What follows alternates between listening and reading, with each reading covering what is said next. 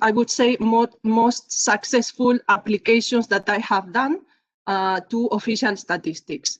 And they are not both about poverty mapping. So one is about labor force using Swiss data, and the second one is on poverty mapping in Palestine. Okay, so I will start doing a brief introduction to small area estimation for those who are not already introduced in that topic. Then I will describe these two applications to the labor force using Swiss data. And I need to thank the Swiss Federal Statistical Office because it was a joint project with them, a very fruitful project for several years, and with really good results that you will see later, at least some of them only.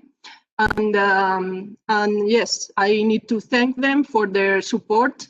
They made the data available and prepared it in a great way, and also their comments were really always really helpful. And also in the second application, it was in a project together with the UN SCHMID, which is the United Nations Economic and Social Commission for the Western Asia. And also the data was provided by the Palestinian Central Bureau of Statistics. And they also did a great job preparing the data and yeah, with their comments. So I need to help all of them a lot. I need to thank them, sorry. Okay, so let me just introduce a little bit the notation I will be using and the basic concepts in a small area. So we work under finite populations. So you will denote the population of size cap n, and this population is divided into subpopulations, which we'll call areas or domains indistinctly, okay? And there will be cap D areas or domains of sizes n1 and cap D, and they form a partition of U. Then from the total population, we have a sample S, okay, of size small n, and this sample, which is drawn from the whole population, has a subsample from each area, okay? That's the subsample of size small n d, okay? So there is a subsample from each of the areas or domains.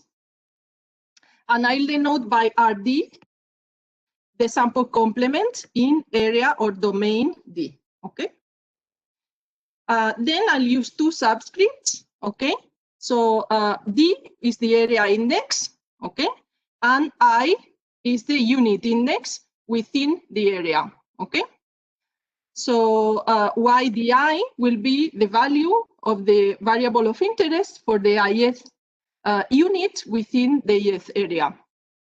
And the target indicators, the indicators of interest, it is what we want to estimate. They are just functions, general functions of these variables for all the units in the area, okay?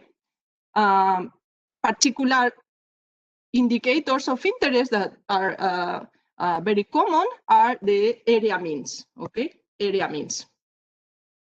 And what is a direct estimator? We call direct estimator to an estimator that is based only on the survey data from the area, okay? From the target area.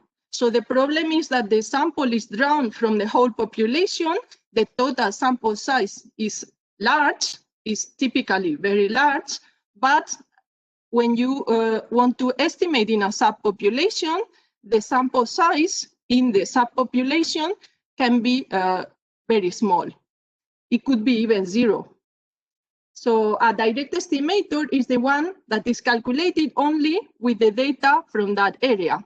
And the typical direct estimators are just for the domain mean.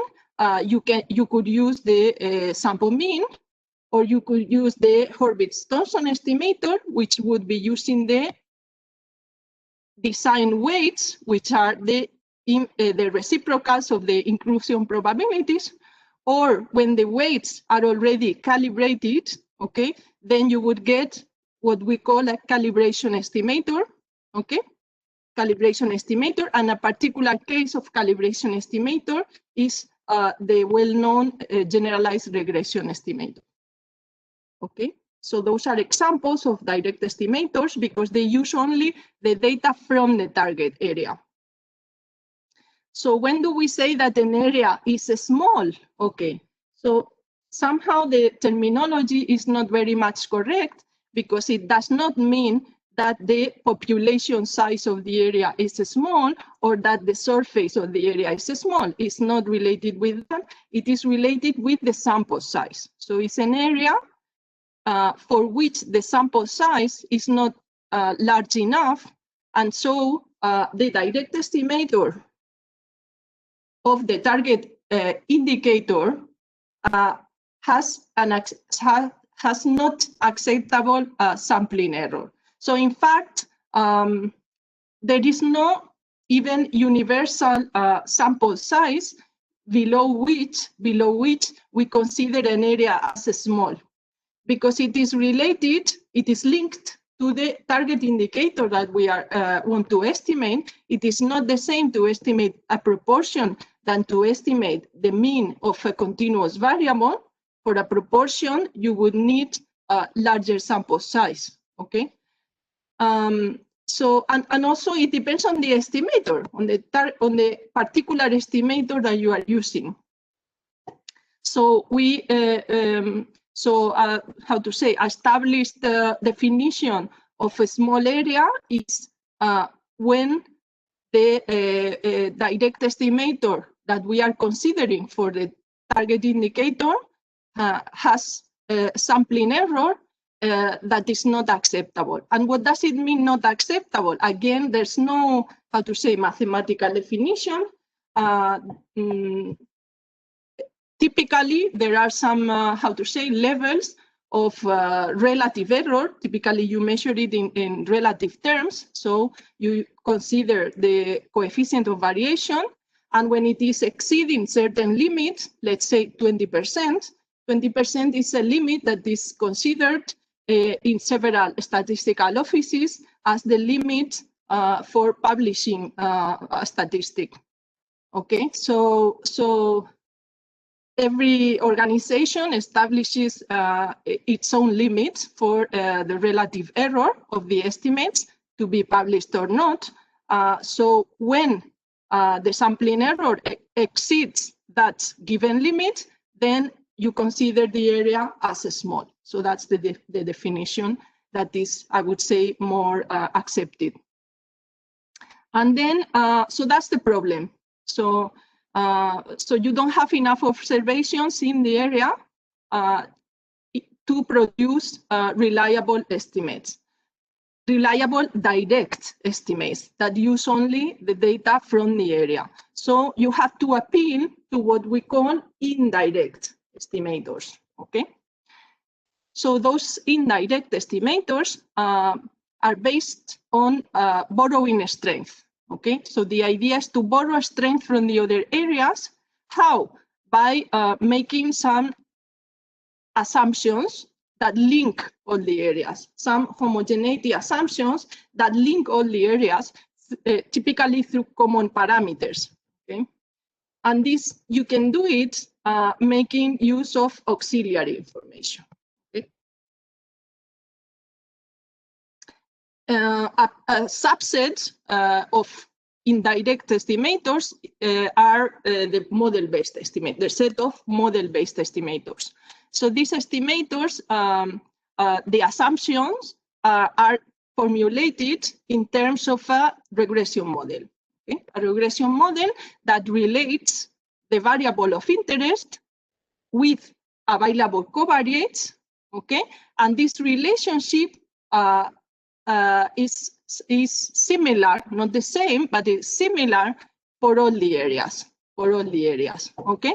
Typically, I'm saying similar because you should account for area for between area heterogeneity by including in the model random area effects. So we include in the model random area effects that account for the unexplained area heterogeneity. So not all the areas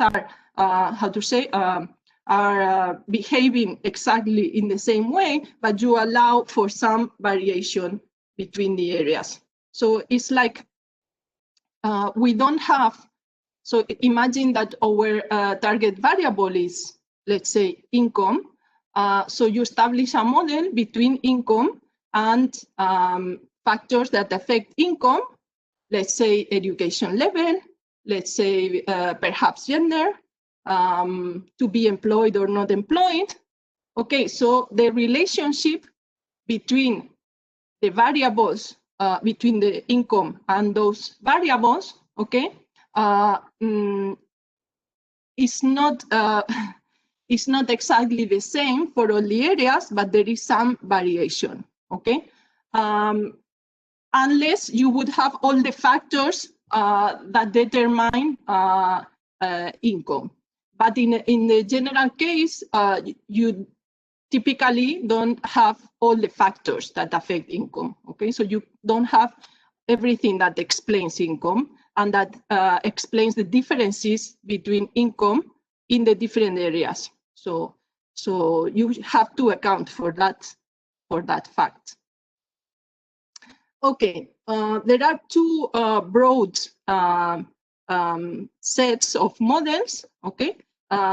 One is area level, the set of area level models, okay, where the model is established for the area aggregates. So in fact, the response variable in the area level models are the direct estimators, okay? Direct estimators play the role of the response variable in the model, and then you consider area aggregates of the covariates as explanatory variables in the model.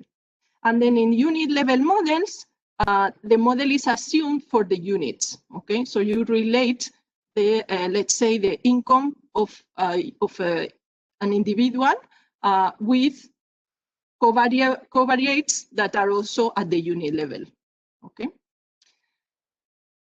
There is an R package that I developed together with my colleague, Yolanda Maruenda, on small area estimation, and it contains functions for small area estimation and also mean square error estimation, and it includes the basic area level model, which was proposed by Bob, Fay, and Heriot, and so we call it FH model, okay? So you have the usual estimator under the Fay-Heriot model and the mean square error estimator by an analytical formula developed by Prasad and Rao. It's a very famous formula. There is also a more sophisticated area level model with spatial correlation, another with spatio-temporal correlation between the areas, okay? So the areas are observed also in several years, for example, several instants. And then you have the basic unit level model also, which was proposed by Baptiste, Harter, and Fuller, and so I call it PHF model. And also we have the usual estimator and mean square error by parametric bootstrap. So all those are, this basic unit level model is used for estimation of means, of area means, but now when you want to estimate more general nonlinear indicators, then you have to apply another method that is called EV method that I'm going to describe in a while. And so there is a function for that, and you can estimate general indicators that you define yourself as a function, okay? And also you can estimate the mean square error. And then we did include basic direct estimators, the Horvitz-Thompson estimator, and basic indirect estimators.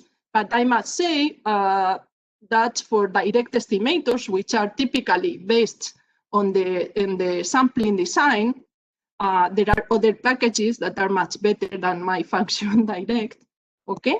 There are two well-known packages on survey sampling, which is the survey package and the sampling package. But my function is for the case when you don't have any information about the design, but just the survey weights. Okay, only that. And then as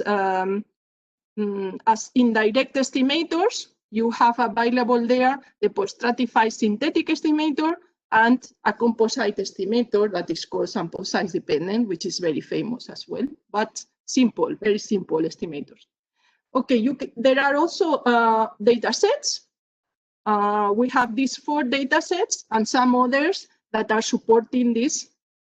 And the first 2, in fact, are somehow historical data sets for small area estimation. The milk data set was used typically to estimate period models. And the corn soybean data set was used to estimate, was used in the original paper of Baptiste, Harter, and Fuller.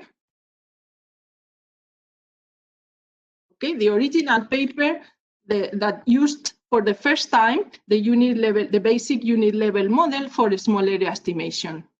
Okay, and then there are other data sets. There are many other R packages for small area estimation. Surely I'm missing some.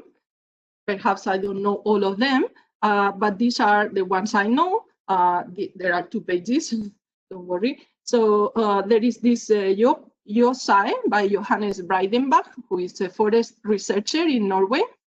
And he included unit level and area level models. And he included heteroscedasticity that I did not include in my package. Then there is the HB-SAE from Harm-Jan Boustra, who is in the Netherlands. And he included hierarchical-based methods for the basic area level and unit level models, and also REML fitting, not only Bayesian fitting. Then there is another package for Bayesian estimation, Bayesian methods, and it includes unmatched models, which is very interesting. Sometimes they are needed, and spatial models. And then there is another for counts, which is interesting too, because I did not include any function for counts, specific for counts. Sometimes you can use like the Fay-Herriot model and all the other models sometimes under certain conditions. Then there are 2 packages for robust methods. Okay, one from Tobias Shaw and another from Sebastian Warholm. And there is one for simulation of data from Sebastian Warholm and Timo Schmidt. There is another on a temporal area level model by the people in Spain. Another from those and another co-author, Esther López Vizcaín, on multinomial area level models. Another on measurement error. Okay, same me. And this last one, emdi, which is a recent package for that it contains many functions for estimating and other tasks for poverty mapping. It's more focused on poverty mapping. So let me now describe the basic unit level model, because it's the model that I will be using in the 2 applications that I'll describe. So this basic unit level model is also called the nested error model. And it was proposed by Baptiste, Harter, and Fuller, BHF, to estimate crops under corn and soybean using as covariates data coming from satellite images. This is also an important, field of application of small area estimation, okay, to agriculture or to forestry, and they typically consider satellite or other type of images. There are laser images, LIDAR, and they consider the pixels as the population units. So that's interesting. And that is a case, in fact, in which you have covariates observed at the unit level for all the population units, because the population is the image. Okay. So in this model, you relate the variable of interest YDI at the unit level for ith unit in the ith area to the covariates, the available covariates for that unit, okay, through common beta, okay, it's common for all the areas, okay. So that is what helps to borrow strength. See? So it's like you are reducing the number of parameters, okay, to P. And P is typically much smaller than the number of areas. To P is the number of covariates, okay? And then you include area effects. And you need to include them because they account for the unexplained heterogeneity between the areas. Okay, that's what I was saying previously. And then the unit error, okay? And these are the usual assumptions, okay, for the area effects and the unit errors, okay? So that's the basic unit level model that is used for a small area estimation. Now, how can we estimate now, let's say, the means in the areas? So when you have a linear parameter, linear function of the variables in the area, okay, linear on this vector YD, which is the set of variables in the area, typically the estimator that is calculated is also a linear function of the survey data, okay, linear function of the survey data on Y that is unbiased and that has minimum mean square error for the given area D. Okay? And that's what is called the BLAP, best in the sense of minimum mean square error, linear function on the Y's, unbiased, and predictor. Okay, best linear unbiased predictor. So what is the shape of this BLAP, which is kind of optimal estimator among the class of linear and unbiased estimators of a linear predictor. Okay, so now for a mean, which is a linear predictor, is a linear indicator, the BLAP has a very, how to say, simple shape. So you split the sum in the population, okay, the sum in the population, you split it into two sums, sum in the sample and sum in the non-sample, okay? And then the sum in the sample, you have it from the survey, okay? Let's say income, if it is income, it is observed in the survey, okay? But you don't have it for those people that are not in the survey. So that's what you need to predict, okay? So then the BLAP is obtained by simply predicting the non-sample observations, okay, with the predictions through the model, okay? So it's just fitting it's a mixed model, a linear mixed model. So you just fit the model with whatever function for fitting linear models. In R, there are several packages for that. And with the fitted values, okay, you predict the non-sample values and you replace them there. And that's the best linear unbiased predictor of the domain mean. So it is very simple.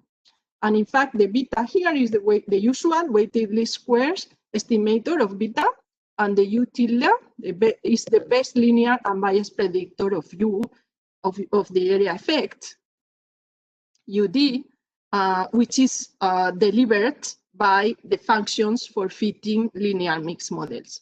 Okay, so very easy, and it has a very nice property, and this property is that you can express the BLAP in this way Well, that's when the sampling fraction in the area is small, which is typically the case, because the population size is typically large. What is small is the sample size. So the sampling fraction is typically small, and you can express the plot as a convex linear combination of two estimators. One is what is called the survey regression estimator. Okay, and it is an estimator that is very common in survey sampling. Okay, and it is, look, it is just the sample mean plus some correction using the available covariates. That's the population mean of the covariates, well, the vector of population means of the covariates, and that's the vector of sample means of the covariates. So it's just the correction of the sample mean using auxiliary information. And so that's a very common survey estimator that is somehow, it can be regarded as a direct estimator because it estimates, you see, one sample mean for each area. So what is important there is that it is using just, it is estimating one parameter for each area. So this makes it inefficient, okay? So you need to borrow strength. So how do you borrow strength? By making this convex linear combination with the regression estimator, okay? That's called the regression synthetic estimator, okay? And here you estimate just one beta, you see, one beta for all the areas. So this beta is estimated with the whole survey data from all the areas where the total sample size is typically really large. So this beta is estimated very efficiently. So this estimator, regression estimator, we have very small variance. It might be biased under the design. It might be biased, but it has a pretty small variance. And the other estimator will be close to be design unbiased, but it will have very large variance. So it is a compromise between the two. And in fact, the weight given, you see, as the weight given to the survey regression estimator, you see, this weight depends on the area heterogeneity, which is measured by the variance of the area effects. This is measuring area heterogeneity. So when the areas are very different, or when this variation between the areas is not explained by the available covariates, then it's like the model is poor, and then you give larger weight to the direct estimator, to the survey estimator, the usual estimator, okay? But otherwise, when the model is good, you will be giving more weight to the regression estimator. And also, it depends on the sample size, and the relationship is similar. For large sample size, so if we are estimating in an area with a large sample size, this term will be very small, and the gamma D will approach 1, so all the weight will be given to the usual survey estimator. Whereas, if the sample size is very small, then this term in the denominator will be large, and so the gamma D will be close to 0, and most of the weight will be given to the regression. So, and the regression is using the whole data set, the whole survey data, okay, to estimate in that area. So it will be very efficient. So it is, so when you need it, for the small areas, or when the areas are very different, or perhaps because our model is poor, then when the model is poor, or when the sample size is large, you give all the weight to the regression to the survey regression estimator, okay? To the survey estimator. But when the model is good, or the sample size is small, then you give all the weight to the regression estimator, okay? So it automatically borrows strength when it is actually needed, okay? So that's a good property, and this is thanks to the introduction, to the inclusion of the area effects in the model, okay? If you don't include the area effects in the model, then the estimator will become just the regression synthetic part, okay, which might be biased. Now, this blob depends on the model parameters, on the true values of the model parameters, which are they are here, okay, the beta, the sigma u squared and sigma e squared.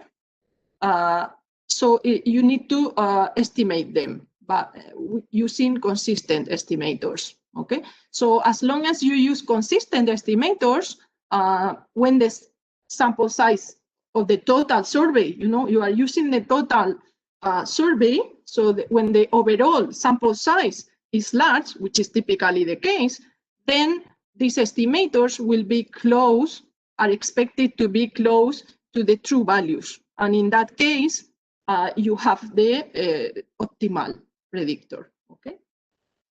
So the eBLAB is not the optimal, but it is close to the optimal when you are using consistent estimators and the sample size, the total sample size is large.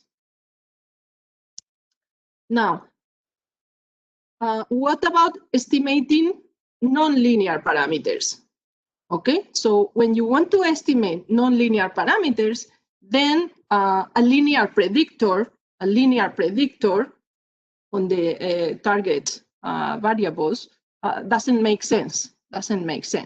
So what you calculate is the predictor that minimizes the mean square error without restricting yourself to linearity. Okay, and that best predictor is calculated as follows. You split the area vector, okay, into the sample part and the non-sample part, okay, and you calculate just the expectation of your target indicator with respect to the distribution of the unknowns, the non-sample part, given the observed, given the observations, given the data, okay? So this conditional expectation is the optimal. It minimizes the mean square error under the model, okay? Now, again, it depends on the unknown parameters that you replace by consistent estimators and obtain what is called the empirical best predictor.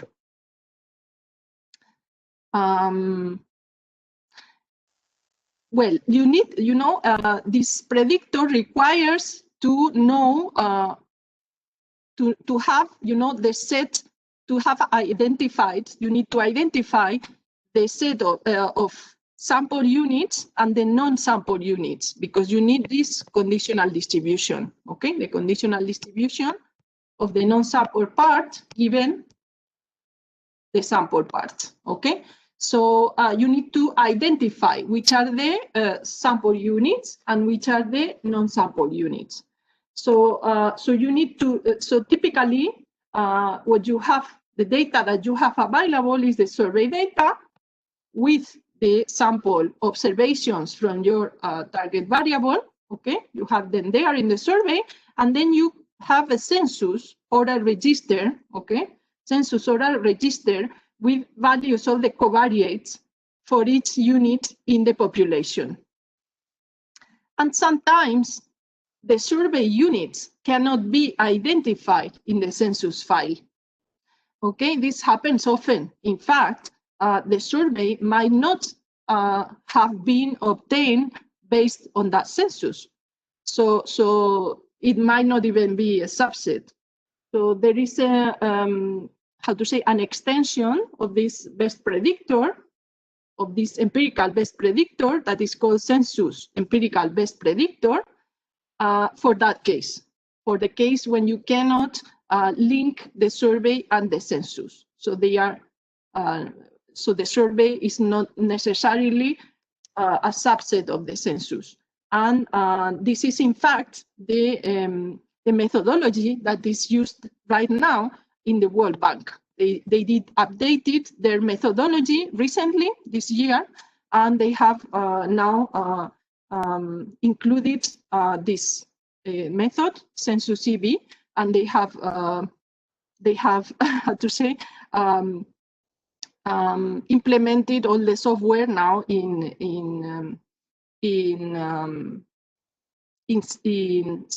Stata, not in R, but they have taken a part of the code from my R package. Okay, so so examples of nonlinear indicators are poverty indicators, and there's a family of poverty indicators called FGT family, okay, that includes several poverty indicators that are of interest. So I describe this family. So you have a welfare measure, let's say income or expenditure for each individual in each area. Z will be the poverty line. And then this family depends on a parameter alpha, non-negative value. So for each alpha, you have a different poverty indicator. And the poverty indicator of order alpha for domain D is nothing but the mean in the area of the product of these two terms. There are two terms. This second term is just an indicator function that is taking value 1 when the person's welfare measure is below the poverty line and 0 otherwise. Oh, sorry, it's very difficult to write. It has gone. And otherwise.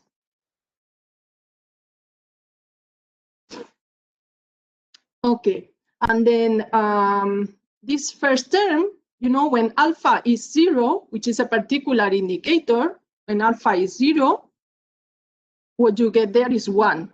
So you end up with the proportion of people whose income or expenditure is below the poverty line, and this is called at risk of poverty rate, or more shortly, poverty rate. And when alpha is 1, note that the term in the sum will appear only when the indicator is 1, that is when E is smaller than Z. So the numerator will be positive. So this is how far I am below the poverty line relative to the poverty line. So this is the distance, relative distance to the poverty line. Okay, so let's say 10%, my income is 10% below the poverty line. Okay, and then you take average for all individuals, for all units in the area, and that's what is called poverty gap. Okay, poverty gap. So the at risk of poverty rate is measuring how many poor people there are, and the poverty gap is measuring how poor they are, if they are very much poor or not so much. So how to estimate some of these indicators? So first of all, you need to consider a model. But the problem is that welfare measures, typically, when you plot a histogram of the survey data on income or expenditure, you find an extremely right-skewed histogram. So they have a right-skewed distribution, and for a model, it is convenient to have something close to normality. So typically, we transform them, okay, with a one-to-one transformation, and that's a very common transformation, just to take a shift and log, okay? That's a common transformation, but it's not the only one. So you can do whatever other transformation from Cox family, Power family, or any other.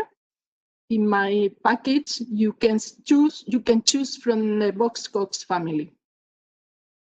Okay, and so you write the poverty indicator in terms of the transform variable, okay, making the inverse transformation of income, okay. You write it in terms of the response variable that will be in the model. And so you have a function of the vector of y's for the domain units, for the units in domain D. And then you just apply the definition of the best predictor, which is just the conditional expectation of the target indicator with respect to the non-sample vector given the sample part that you can get with the survey data, just taking the transformation of the survey data. Okay. Then you replace the unknown parameters by consistent estimators, and you get the empirical best predictor. This conditional expectation that defines the empirical best predictor can be calculated analytically for certain transformations, okay, and for simple parameters, simple indicators. Now, if you have very complex indicators or like, I don't know, medians or quantiles, is more difficult analytically. So what you do is to use a Monte Carlo simulation procedure, and that's what is implemented in my package. So the package is for general indicators, okay, because it is using this Monte Carlo approximation of the conditional expectation, and then the mean square error is calculated by Bootstrap. Okay, so let me start with the first application. Okay, so it's an application where we used the basic unit level model that I just described, the nested error model. Okay, but we estimated, in fact, proportions. Okay, so the data that we considered was 2012 data from the structural survey in Switzerland, which is a survey measuring issues related with employment and housing, and two administrative registers that were merged in one. Okay, so they gave me just one register. And this register contained a lot of information, very important information that was related with activity, which was the target variable here. So the target variable is to be active, to be in the labor force, or not to be in the labor force. And here there were many variables that were related with that, and they were also in the survey. So you need covariates that are observed in the census or register, and also in the survey, and that are measured in a similar way. Okay, similar way. And they had also information about insurance, social security system. The areas of interest were the communes in Switzerland. Well, I wanted to show you the map of Switzerland. It is here, and yeah, here is the black line indicates the cantons. Okay. And then the borders of the districts are with the gray line, okay? And the white line is for the communes, white lines, okay? So there are really, really many communes. So that's the problem. So you have a survey that is conducted for all the Swiss population, but when you want to disaggregate, you know, for districts and then even more for communes, then the sample sizes become really pretty small. So they might be even ridiculous for some of the communes, or they might be even zero. So that's the small area problem. And here, the target parameter, so there were 2,485 communes in total in the register, but not all of them were observed in the survey. So 10 of them had 0 sample size, and the remaining 2,475 had non-zero sample size in the survey. So we wanted to estimate in the communes with non-zero sample size. I don't like to estimate. It can be done with the model.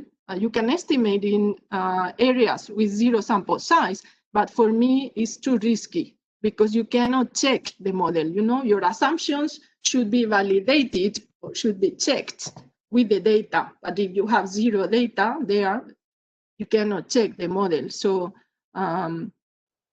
so I don't like to do it. It's like risky because you don't know whether those areas are outlying areas, are different from the other ones. And you have no way of checking that. So we wanted to estimate only in the sampled areas. And we wanted to estimate activity rates, okay? Which are the means of the target variable in each domain. And the domains are the communes. The total sample size was really large. Look, 286,000, okay? However, as long as you disaggregate, the sample sizes are decreasing. And look, for communes, there were 356 communes out of the total of communes, which was here. Well, those were the ones with non-zero sample size. Out of them, 356 had a sample size smaller or equal than 10. And there were almost 700 with sample size smaller or equal than 20. So you can imagine, and you want to estimate proportions, in fact, of people in the labor force. So you can imagine that these sample sizes are really pretty small for these target parameters. Now, what about the design? How to include the sampling design in the model? Well, in this particular application. For a second, just that you have about 5 minutes left for the presentation. Okay. Okay, so I will have to hurry up. So in this case, the survey design was Poisson sampling with almost constant inclusion probabilities within certain zones that were defined in Switzerland. These zones, I call them strata. And when we plotted the survey weights, look, the survey box plots of the survey weights for each stratum, okay, look, that's what we found. There are two sets of strata, okay, and in fact, 2 sets of strata with this practically the same median sampling weight, and there was an explanation of that. The explanation was that they had originally a sampling fraction for each zone, but they allowed some of the zones to increase the sampling fraction. So in fact, there were just 2 groups of zones.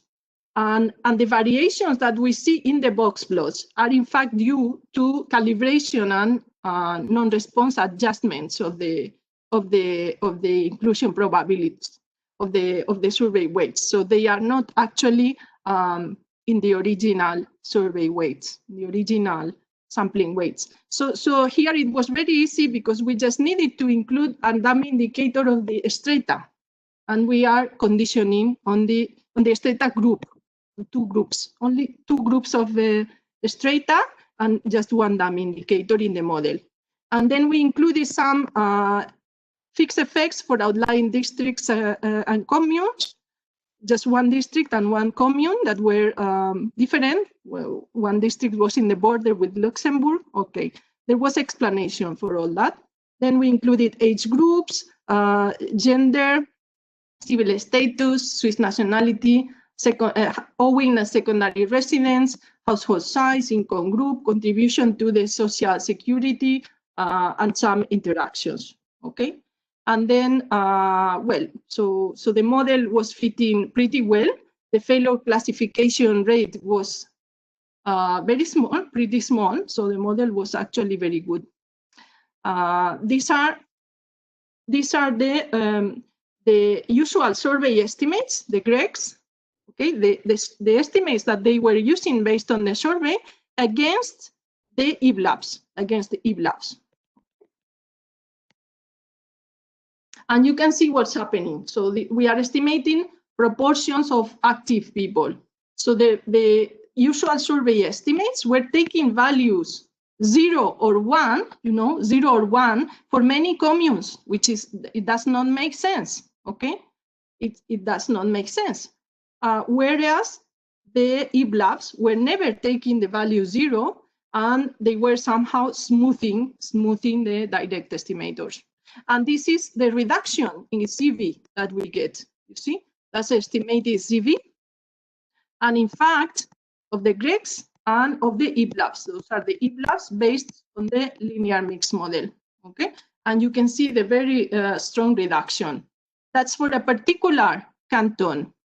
For a particular canton, those are the communes in that canton. So here we have the communes. Okay, and it's there. And they are sorted from largest sample size to smaller. And you can see that both estimators, those are the EBLABs, more or less agree, except for the communes with the smallest sample size, for which the EBLABs are smoother. So it makes sense. And this is the reduction in CV, in coefficient of variation, in the same canton. Okay, so you can see we are reducing a lot. In fact, the overall reduction in CV was 90%. Average reduction in CV was.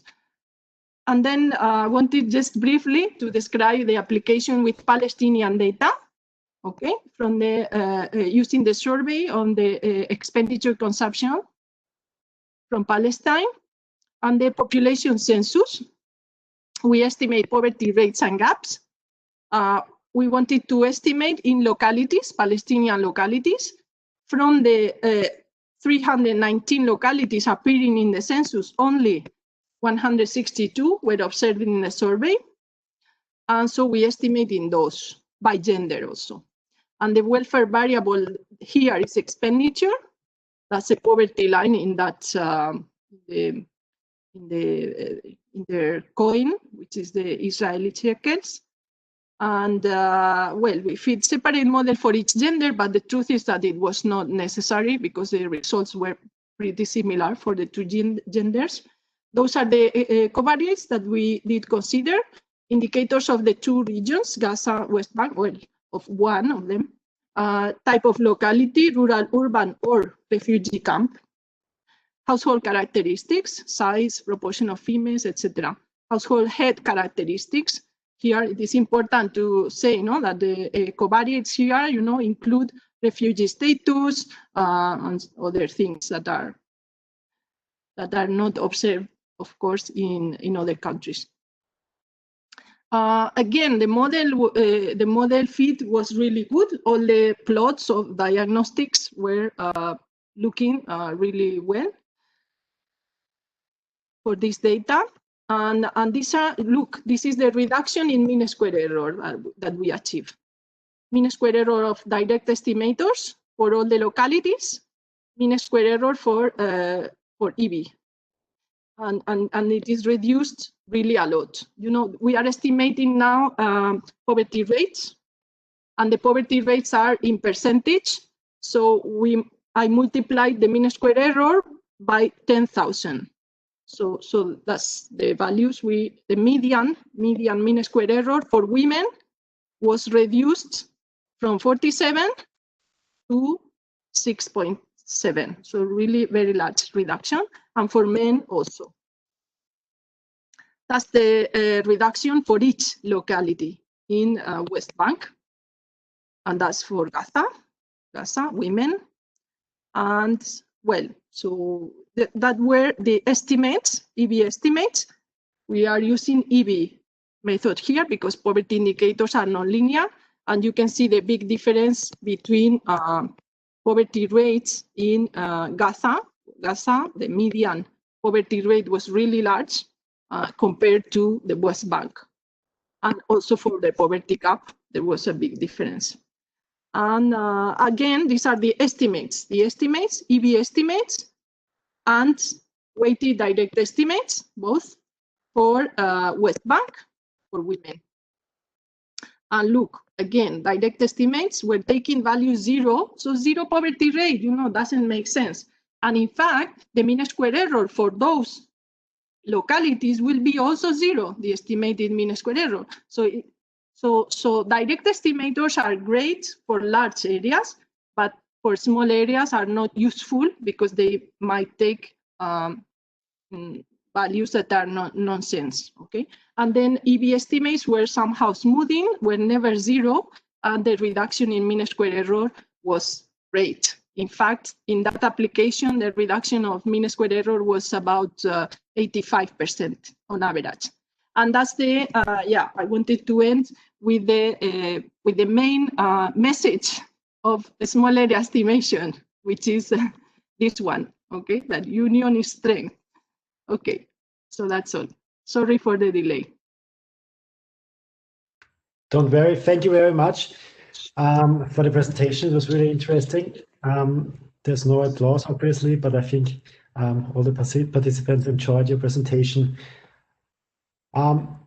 I think we still should take a couple of minutes to answer questions. So to all participants, if you have questions, please ask them directly. I have one question myself to start it off. Okay. As a lot of our participants and myself work for an NSI. Yeah. And like one of the most common questions we have is when we present survey results, can you give results on, I don't know, in our case, it's the state level, for example, that is always important, which is the smallest is about 200,000 persons only. Normally, we then have about, I don't know what, 50, maybe something like that, survey units. So the survey area is quite big, but still we don't use small area estimation heavily. There's a few projects. I think Italy is one of the stronger countries in Europe in using that.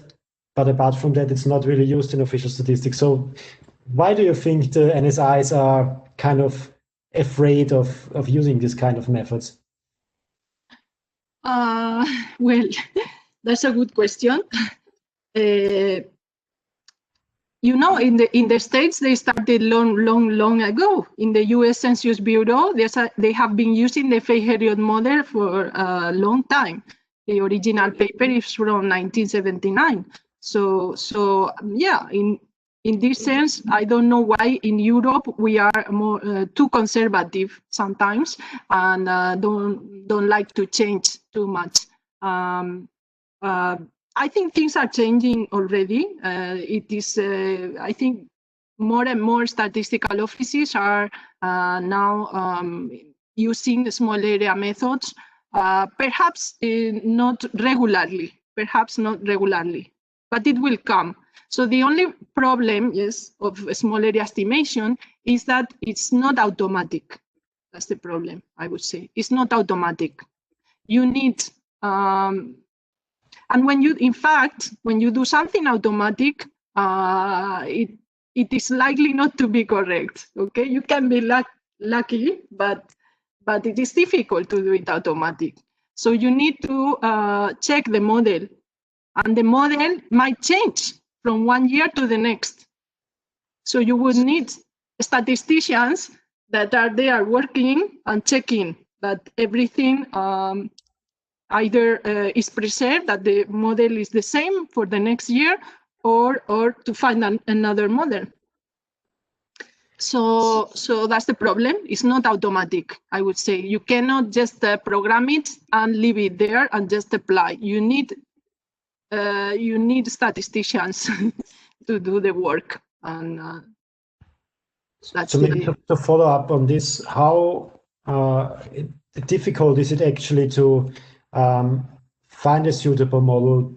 Because you probably also have, for the use cases you presented, you had more variables available to use in the model, or was that like the total number of variables? So you probably, if I think about the Austrian scenario or register-based countries, we have a lot of variables for the population that could be possibly used, but the hard work is probably to actually find a good model.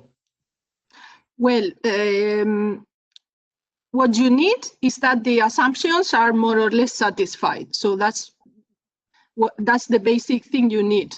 But then, if you don't have many covariates, that's why we include the area effects. So the area effects are protecting because when the covariates are not explaining a large part of the variation of the response variable across the areas, then more weight will be given to the survey estimator. So even if you have just a few auxiliary variables, you can still improve. Okay, so why not to use it? Why not to use it? Yeah. You won't do worse. Typically, you don't do worse. And if you do worse, it's just almost the same. It is difficult to do worse unless the model is actually very much wrong. Then of course, you have to check the model. You need to look at residuals. There are many ways of checking. In fact, in the application with Swiss data, we did a lot of simulation studies that I didn't tell here, I didn't mention. Many simulation experiments of different kinds, model-based, design-based, using real data. And it was funny because all of the setups gave similar results. So this indicated to us that the model was good, was actually good. Yeah. I have a question from Jan Kubacki. Do you think that dividing the set of communes to some subsets, for example, using memberships of commune to cantons, will be beneficial with precision and accuracy of such models? I don't really understand. So he means to put them together, to group the cantons, them somehow, make groupings. Yes, that's a good idea. Make groupings of cantons so that they don't have so small sample size. Yeah, why not? Maybe another good question by him that's also a bit broader. How do you see small area estimations in connection to models that directly use spatial relationships? So not just similarities in terms of auxiliary variables, but actually spatial correlation. Yeah. Okay, I tell you my experience. I have worked with the spatial models, and my experience is the following. Perhaps people will not like it, what I am saying, but that's what I observed. And I have worked also in other applications, not only on official statistics, but on forestry, for instance. And I got the same ideas than me. Okay, so spatial models are useful when you don't have enough covariates. Because typically the covariates can explain the spatial correlation. So if you have many covariates, typically they explain the spatial correlation themselves. They have the same spatial correlation as your target variable. So then you don't need to include the spatial correlation. It will not, there won't be, the problem is of spatial models is that they are somehow complex. The theory is very complex, so you don't have, and in fact, in small area estimation is much more complex. So you don't have good results supporting the theory, like optimality and so on.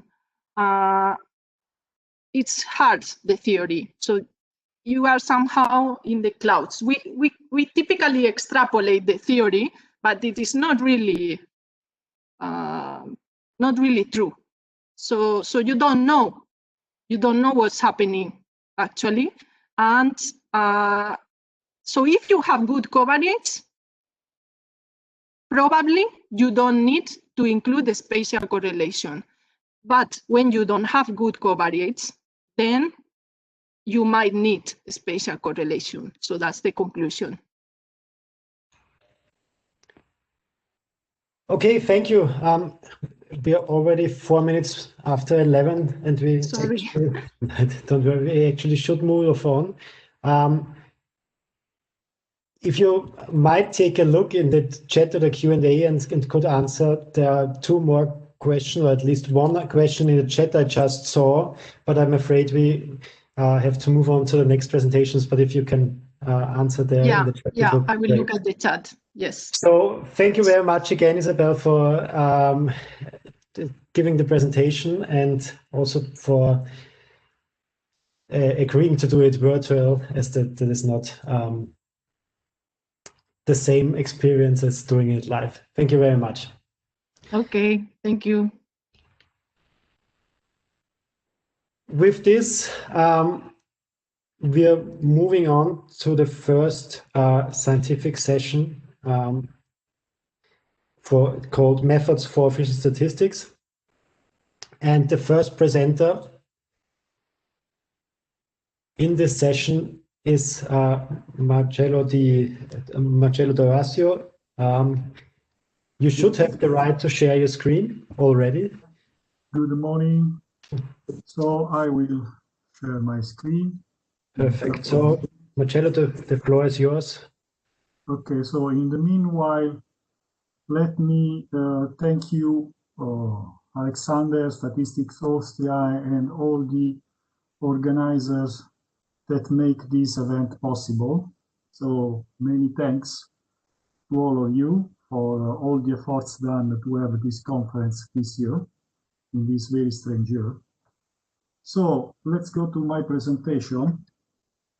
Basically, my presentation will deal with a very specific topic, that is the distance with mixed type variables. But the reason is that I realized in my last year's working in official statistics that donor-based methods have become really popular in official statistics. We know very well in the imputation of missing values, but also in data fusion or in deterministic record linkage.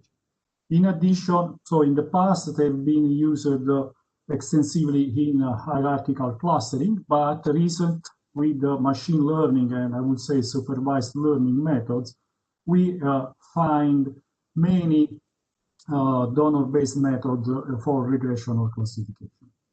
So basically, these methods are relatively simple because they require the calculation of distance between observations. The major difficulty is that we have to select the variables and then the distance function. We have many distance functions when the variables are all of the same type, so categorical or quantitative. Few options with mixed type variables. The most popular one is the Gower's distance. This is basically the problem that we face in official statistics, because when we used to take surveys carried out on household, we have a lot of variables that are categorical and some other variables that are continuous, like consumption, income, and so on. So that's the need of having a distance handling the mixed type variables.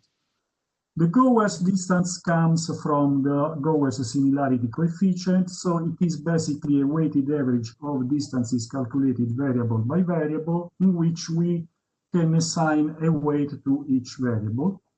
In the standard version, we assign equal weight to each variable, and I will be back on this, obviously.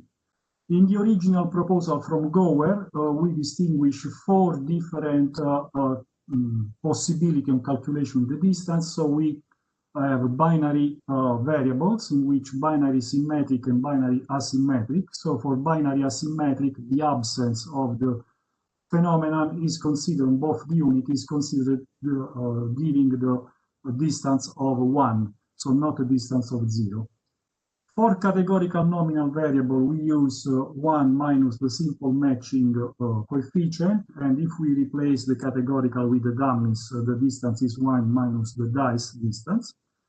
For continuous variables, so variables measured on an interval or ratio scale, we use basically the Manhattan or city block distance scaled by the range. As you can easily see from this proposal, we do not have something to deal with categorical ordered variables, and so in literature there are some additional proposals from Kaufman and Rousseau or Podani. What is, however, appealing with the distance, with the GOES distance, is the fact that since each distance for each single variable ranges from 0 to 1, so 0 is the minimum distance, so units show the same value, and 1 is the maximum distance, it means that the average, the final average, simple average or weighted average, basically will range from 0 to 1. So we have something that has a minimum and a maximum. And the other appealing feature of the GOES distance is the fact that we can have missing values in the variables. So basically, two observations in which one of them shows a missing value do not contribute to the calculation of the distance. If we look at R, I have to say that in R there are many implementations of the GOES distance. I will mention just some of them. So probably the most known function to calculating the GOES distance is the AC function in the cluster package. But if we look also at the options for calculating the distance on categorical ordered variables, then it would be better to look at the GODIS function in the package FD. Obviously, we have a specific package that has been developed by Mark van der Loo on calculating the GOES distance, and this package is very efficient and fast. And then we have the possibility of calculating the GOES distance and other distance function for mixed type variables in the package Keynote. And more in general, for those that want to have all the various type of distances that can be calculated, I suggest looking at the package Proxy, which implements as well the GOES distance. So, weighting. Basically, GOES stresses already in his paper that the decision of a rational set of weight is difficult. So, which weight I have to assign to each variable contributing to the distance. The problem, however, that I see is that often this discussion on the weighting is misleading, because the starting thinking is that the variable in the standard version of the GOES distance have an equal contribution to the distance, which unfortunately is not true. And I will provide you a very basic example of unbalanced contribution of the variable. So 3 observations, 2 variables, a categorical variable gender, and then a continuous variable that is age.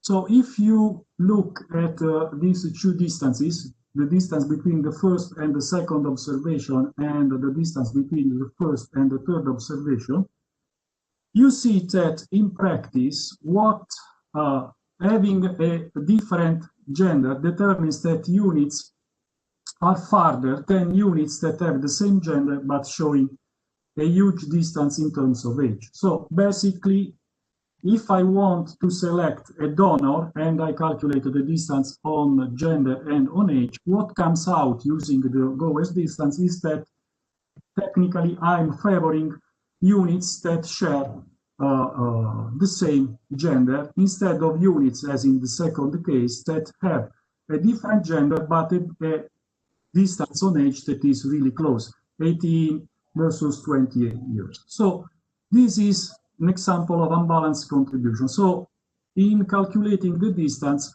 you see that you achieve smaller distances for units that basically show the same value of the categorical variable. This is due to the fact that the distance calculated on categorical variables can only take 2 values, 0 when we have the same value or 1. On the contrary, the distance on a continuous variable can take the value 0 only when we have the equal value observed, so equal age observed on the 2 units. And the value 1, the maximum distance, is taken only when the absolute distance is equal to the range. And here it comes the second problem. The range, the estimation of the range, is highly affected by the presence of outliers. And so basically, in presence of outliers in the variables, we see that it is quite difficult at this distance achieve the value of 1. So basically, we have to try to improve the calculation of the distance by taking into account these two issues. And I have basically two proposals, because I realized that the Gower distance is one of the distances that we use mostly when dealing with household survey data. And so the two instances are reducing the impact of outliers and balancing the contribution of the variables having the different nature. So the first problem is relatively simple, because, for instance, instead of scaling by the range, we can decide to scale by the interquartile range. And so the distance should be calculated in this manner. So when the absolute distance between the observation is greater than the interquartile range, we set the distance equal to the maximum. Otherwise, we use this formula here. For the second problem, so balancing the contribution of the different variables on the estimation, one approach that I'm proposing is that of using basically the ideas underlying the kernel density estimation. So this means that basically the distance is equal to 0 when the absolute distance between the two observations is smaller than the famous bandwidth in the kernel. Then it is equal to the absolute distance divided by the scaling factor, that can be the interquartile range or basically the range.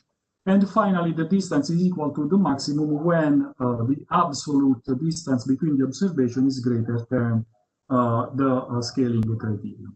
Here, as a starting proposal, I consider that the bandwidth is estimated using the proposal by Silverman, in which basically we have a constant, the sample size, and the variability related to the distribution of the variable.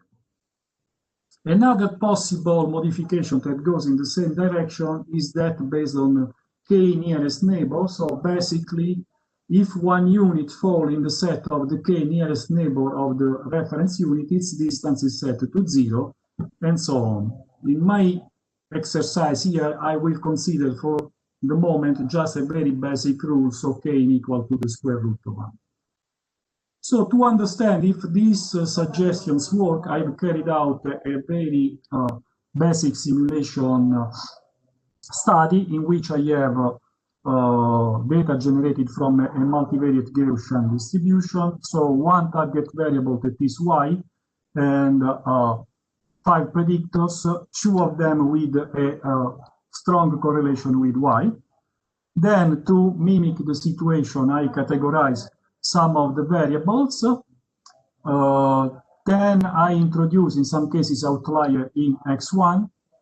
And basically, the problem is that of introducing some missing values into y, and then imputing this missing value is using the nearest neighbor donor of DEC.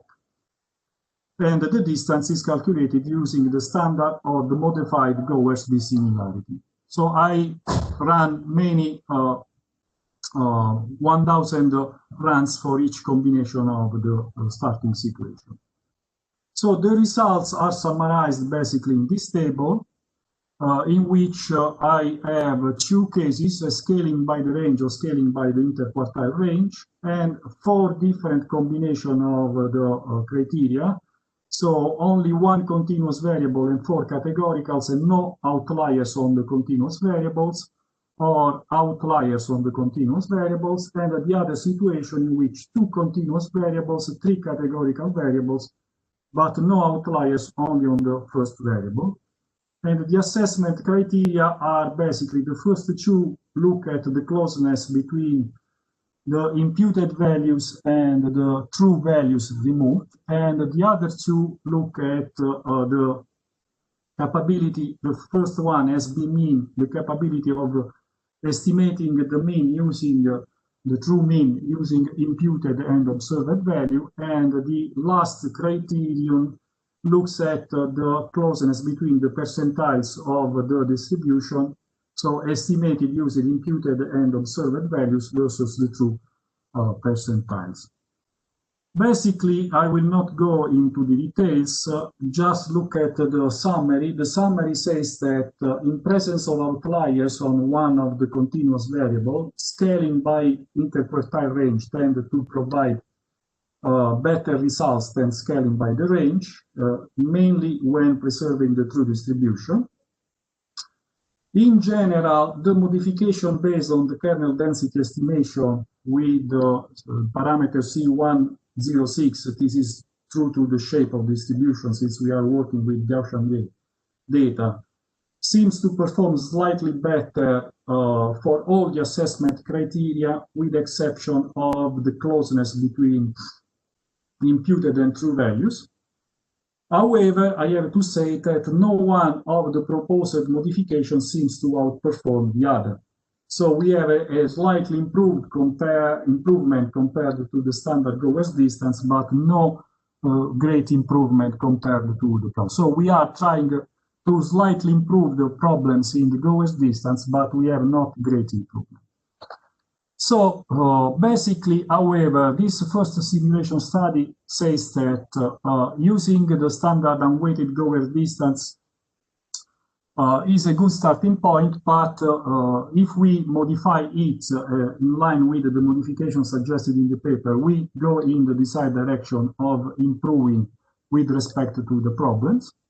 Obviously, further investigation is needed when the quantitative variables, for instance, show a skewed distribution that is very common when observing income or consumption in household survey, and also outside imputation problems. So when I want to perform a clustering or a K-9 classification problem.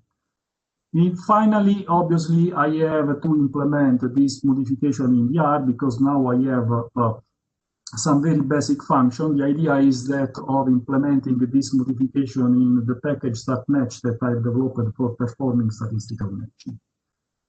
And finally, a warning. The major difficulty in applying this donor-based method in official statistics is the fact that before calculating the distance, we needed to select the variables. Here, I've seen many applications in which the practitioner use all the variables that are available without taking care of the problem. So here, my first suggestion is, first of all, parsimony in selecting the variables. So consider just the variables that are really relevant. Also because even when calculating the distance, in some cases, we have the problem, of course, of dimensionality. So with some distance function, by increasing the number of variables that we use in calculating the distance, everything starts being close to everything. And so we do not have the capacity of discriminating between close and far units. So that's all. Thank you for your attention. Thank you very much.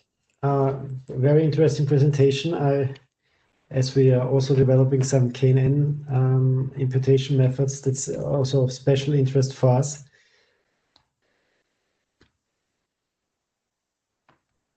Are there any questions to the presenter? I have not seen any at the moment in the chat. Maybe one other thing is you talked about the weighting and the different variable types. Are you also considering extending the variable types? Because that's something we did for our package, introducing, for example, semi-continuous variables with zero and some non-zero parts, and they are treated differently. Is that also something you think is important? Oh yes, you are introducing a very sensitive issue because I started from the initial proposal from goer, but you are right. We have many situations in our sample survey in which we have semi-continuous variables, and so you need to take ad hoc modification for and of this specific case.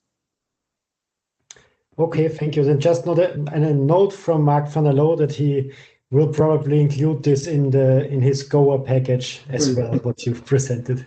So thank you again, Marcello, for your presentation. And we are moving on to Sylvia HARMENING for a presentation on MD, which we also shortly heard in Isabel's presentation mentioned. Sylvia, you have the right to share the screen, so please go ahead.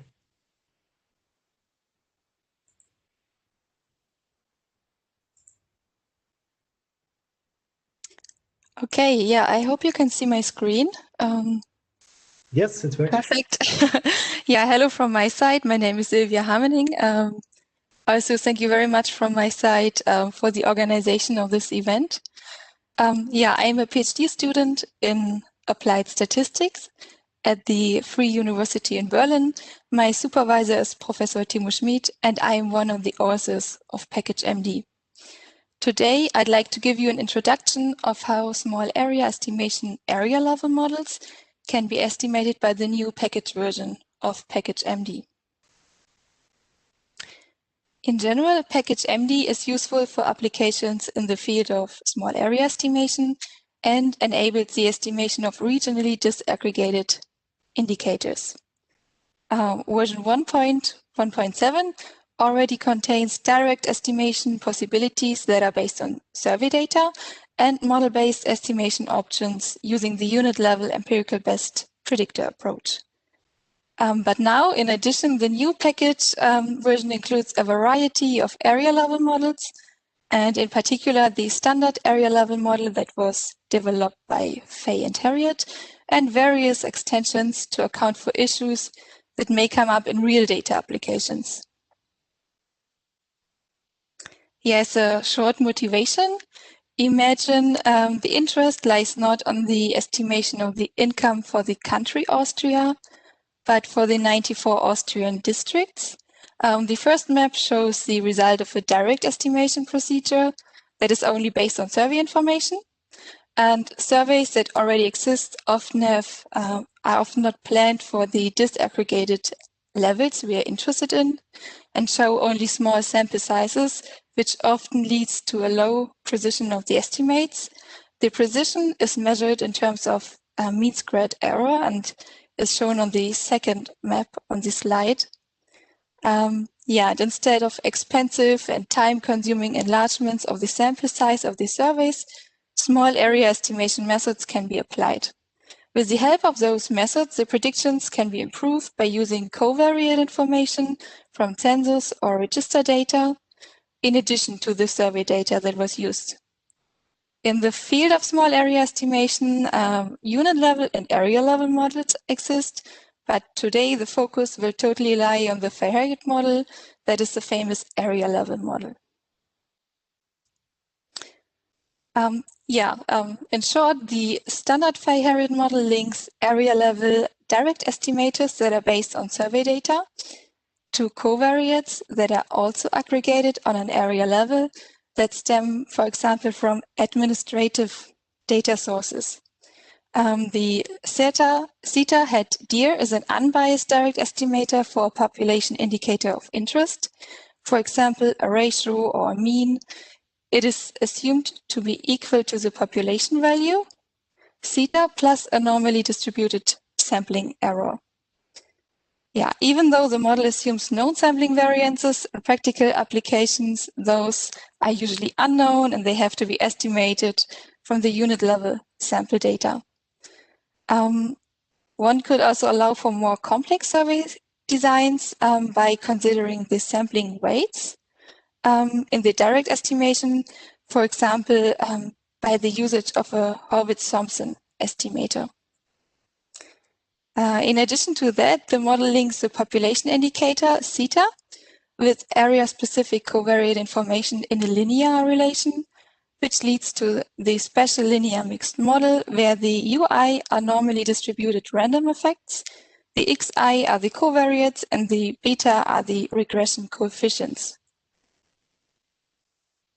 The empirical best linear unbased predictor is then obtained by replacing the variance of the random effect with an estimate, And the resulting estimator can then be understood like a weighted average of the direct estimator and a regression part.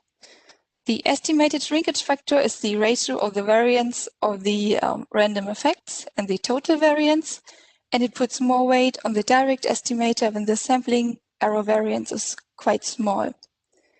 Therefore, the direct estimator is used when it's reasonable. Yeah, lastly, the parameter estimates for the betas, the random effects and its variance are generally obtained by maximum likelihood theory. But the new package version does not only include the standard Freie model, but also several extensions are included. The standard variance estimation methods for area level models like the maximum likelihood or the residual maximum likelihood methods are contained, but the standard methods can produce negative variance estimates that are set to 0, although they're supposed to be strictly positive. For those cases, adjusted variance estimation methods are implemented in MD to ensure positive variance estimates of the random effects. When working with right-skewed data, like for example, income or other business data, the assumptions of linearity of the model and normality of both error terms may be violated, and applying a log transformation could be a reasonable solution to meet these model assumptions. The new package version gives the user the opportunity to apply a log transformation on the direct estimator and then to choose between two back transformations. In addition, an arc-Sine transformation can be applied when the direct estimator is a ratio, and therefore the results should take values between 0 and 1. When we give up the assumption of the standard Freie model of independent random effects and allowing instead for correlated random effects, and this leads to the spatial Freie model, and the MD version 2.0.1 enables the estimation of the spatial Freie model that considers a simultaneously autoregressive process of order 1. Then we have a robust area level model for the case of influential outlying observations. MD allows for the estimation of the robust version of the standard and the spatial Freie model. Lastly, when the covariate information stems from larger surveys or alternative data sources, the assumption that the covariates are measured without error can be violated. Therefore, the measurement error model that was proposed by Ibarra and Lohr is also implemented. To evaluate the accuracy of the area level point predictions, the new package version also offers various mean squared error estimators. It totally depends on the model which MSE should be chosen, but we have analytical bootstrap and jackknife methods for the MSE estimation. All of the contained area level models can be computed by one function that is called FH. And the version 2.0.1 stays in line with the user-friendly orientation of the version that already exists for the unit level data. Here on the slide, you can see just an exemplary estimation procedure for area level data. For area level models, we implemented even new functions, and here on the slide, they are marked in green. But I will introduce the steps in detail in the following. Yeah, suppose we want to estimate the equalized income for the 94 Austrian districts. Therefore, the synthetic example data sets of the package I used, the survey data set contains the direct estimates per area and also its variances.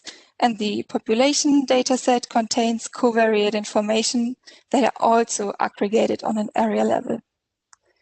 The aim of this example is to estimate the income, but of course also to improve the precision of the direct estimates. And we want to evaluate the model and in the end visualize the results. We just start with the first step, the FH function requires one data set that contains the sample and population data. And in case the sample and population data are only available in two different data sets, they can be combined by a merging function that is called combine data. For this short example, we skip the second step of identifying spatial structures and continue with the model selection. The package MD provides AIC, BIC, and the Kullback information criterion and their bootstrap and bias-corrected versions that are especially developed for Frey-Harriot models by Mawenda and colleagues. The package enables a stepwise variable selection procedure that is based on the chosen information criterion, and it can be compared to the step function that many people know from LM models.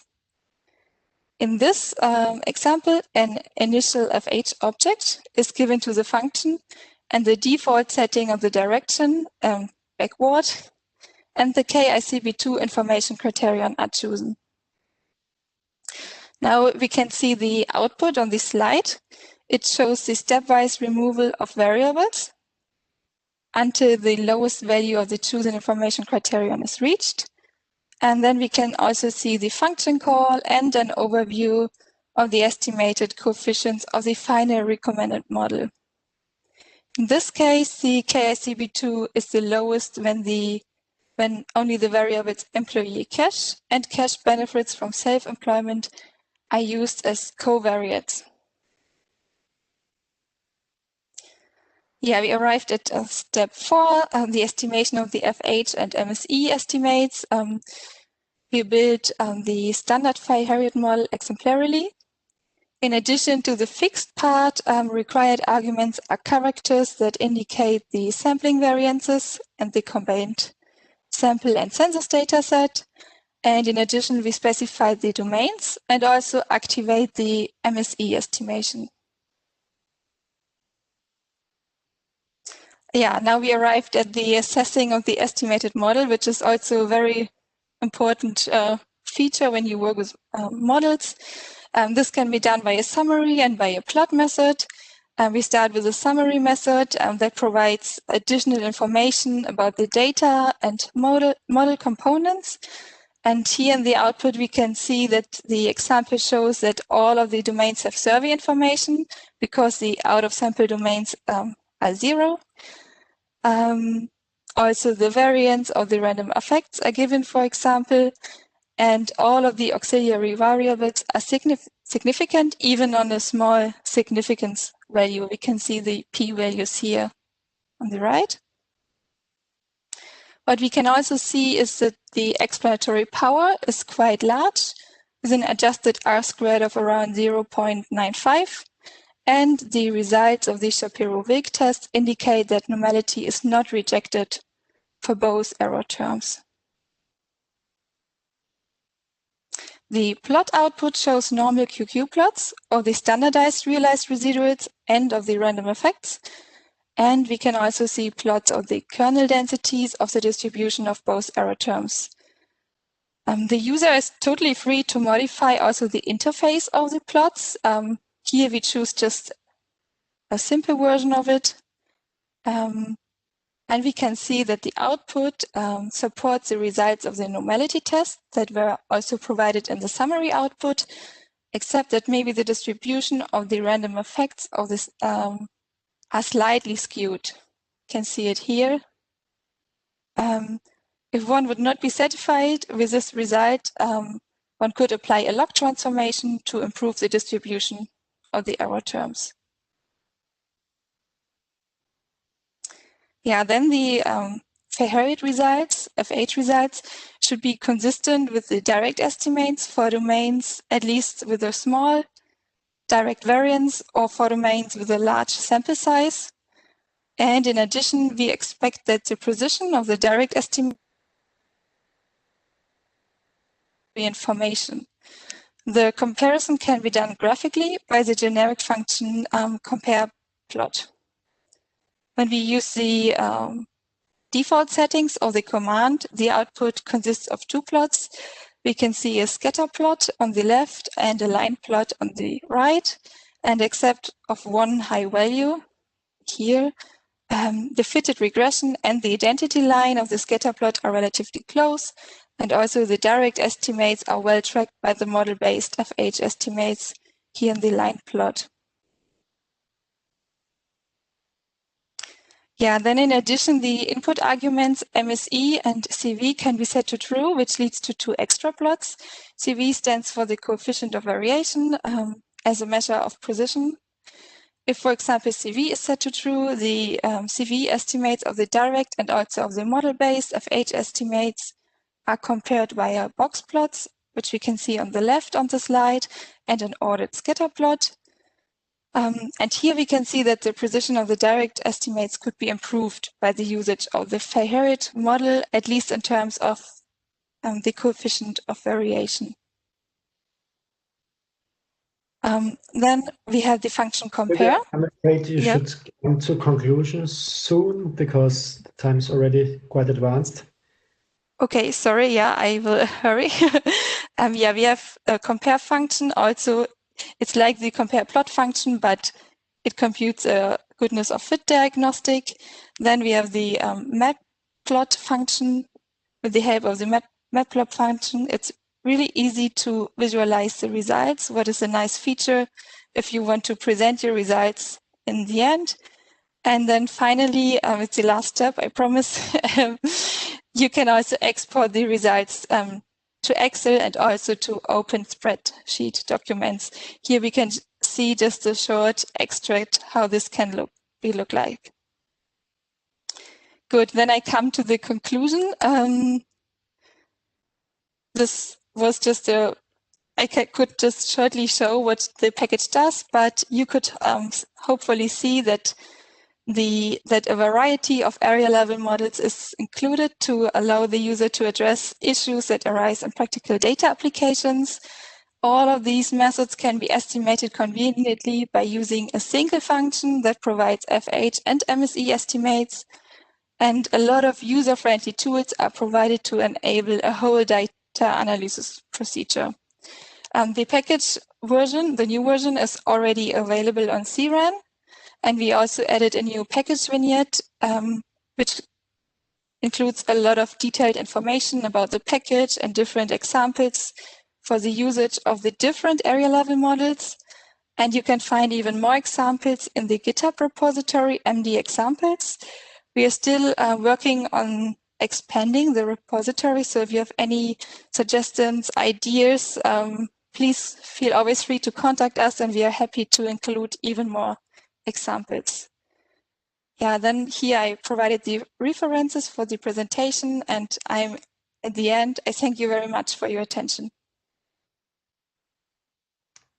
Thank you very much, Sylvia, for your presentation. Very interesting. I have one general question. As we are aware, Austria is not the largest country in Europe in terms of population. How is the performance if we would do the same experiment, for example, on German data? Would that be also working on a normal like notebook computer? Yeah, it would totally work because we work with area level data. We do not have so many observations. It totally depends on the area level that you choose. But if we take districts or even smaller levels, we have less observations than working with, for example, unit level data, where the computational time is much longer, I guess, than for the area level models. Okay, thank you. Good to know. I think in terms of times, we move on to the next presentation already, which is given by Giulio. I will just make you presenter, so you should be able to share your screen in a second. Yes, it's working. So, okay, thank you, please Alexander. This is my presentation. Okay, in my presentation dealing with the package SamplingStrata, new developments and extension to spatial sampling.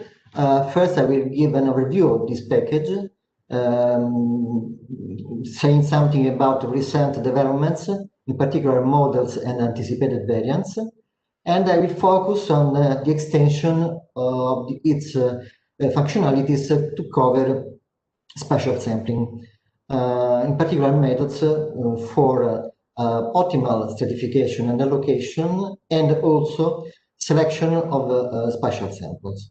Then finally, a case study based on the particular dataset, that is the MIUSE dataset that is largely used in this kind of experiments. Problem, what is the problem? We have a sampling frame. We need to plan a sampling survey in the most efficient way. The optimality can be given by minimizing the sample size required to satisfy given precision constraints on the target estimates, or the dual, in maximizing the precision of target estimates given an overall available affordable sample size. This package can be used to optimize under the first optimality scheme, or directly or indirectly also in the second. How it operates? By considering, given the sampling frame, given all the potential stratification variables in the sampling frame, all the possible stratifications in the frame, and looking for the best one, that is the one that ensures condition 1, minimization of sample size, while satisfying precision constraints. This is done. It is not possible to explore all the possible solutions because it is a huge number. The exploration is made, is carried out with a genetic algorithm that is very smart in finding a solution, an approximate optimal solution among the in the universe of all possible solutions. There are two possible methods so far. There have been two possible methods for the optimization of the stratification of the sampling frame, and both based on the use of genetic algorithm. The first one we can apply when all the stratification variables are all of the categorical type, or if continuous, we can categorize continuous variables. The second one is applicable when all the stratification variables are of the continuous type. For categorical, in the categorical case, the optimization starts from the so-called atomic strata, the ones resulting from cross-classifying units in the frame by their stratification variable values, aggregating atomic strata, and selecting the aggregation that is the optimal one. In the second case, strata are obtained by randomly cutting the interval of acceptable values for each continuous stratification variable, and then cross-classifying units. Again, there is an exploration of all these possible solutions until find the optimal one. But it's a bit more complicated than that, because we know that most cases, in all cases, the variables that are available in the frame are not the target variables. So we are not able to determine the real distribution of the target variables in the strata that are produced during the optimization step. We have only proxy variables that are more or less correlated with the target variables. So what we have to do is to try to model the relation between the wise variable, the auxiliary variables available in the frame, and the target variable named z's, in order to correctly estimate the variance in the strata and the overall allocation that will be made, taking into account the real or the predicted variance of the predicted variables in the strata. In this case, we say that we are evaluating the anticipated variance of the solution that we are evaluating in the optimization step. In the current implementation, we have dealt only with continuous variables. The models and the definition and the use are more or less the same that have been implemented for the univariate case in the package stratification. The difference here is that SamplingStrata covers also the multivariate case. We can define whatever number of target variables and auxiliary variables.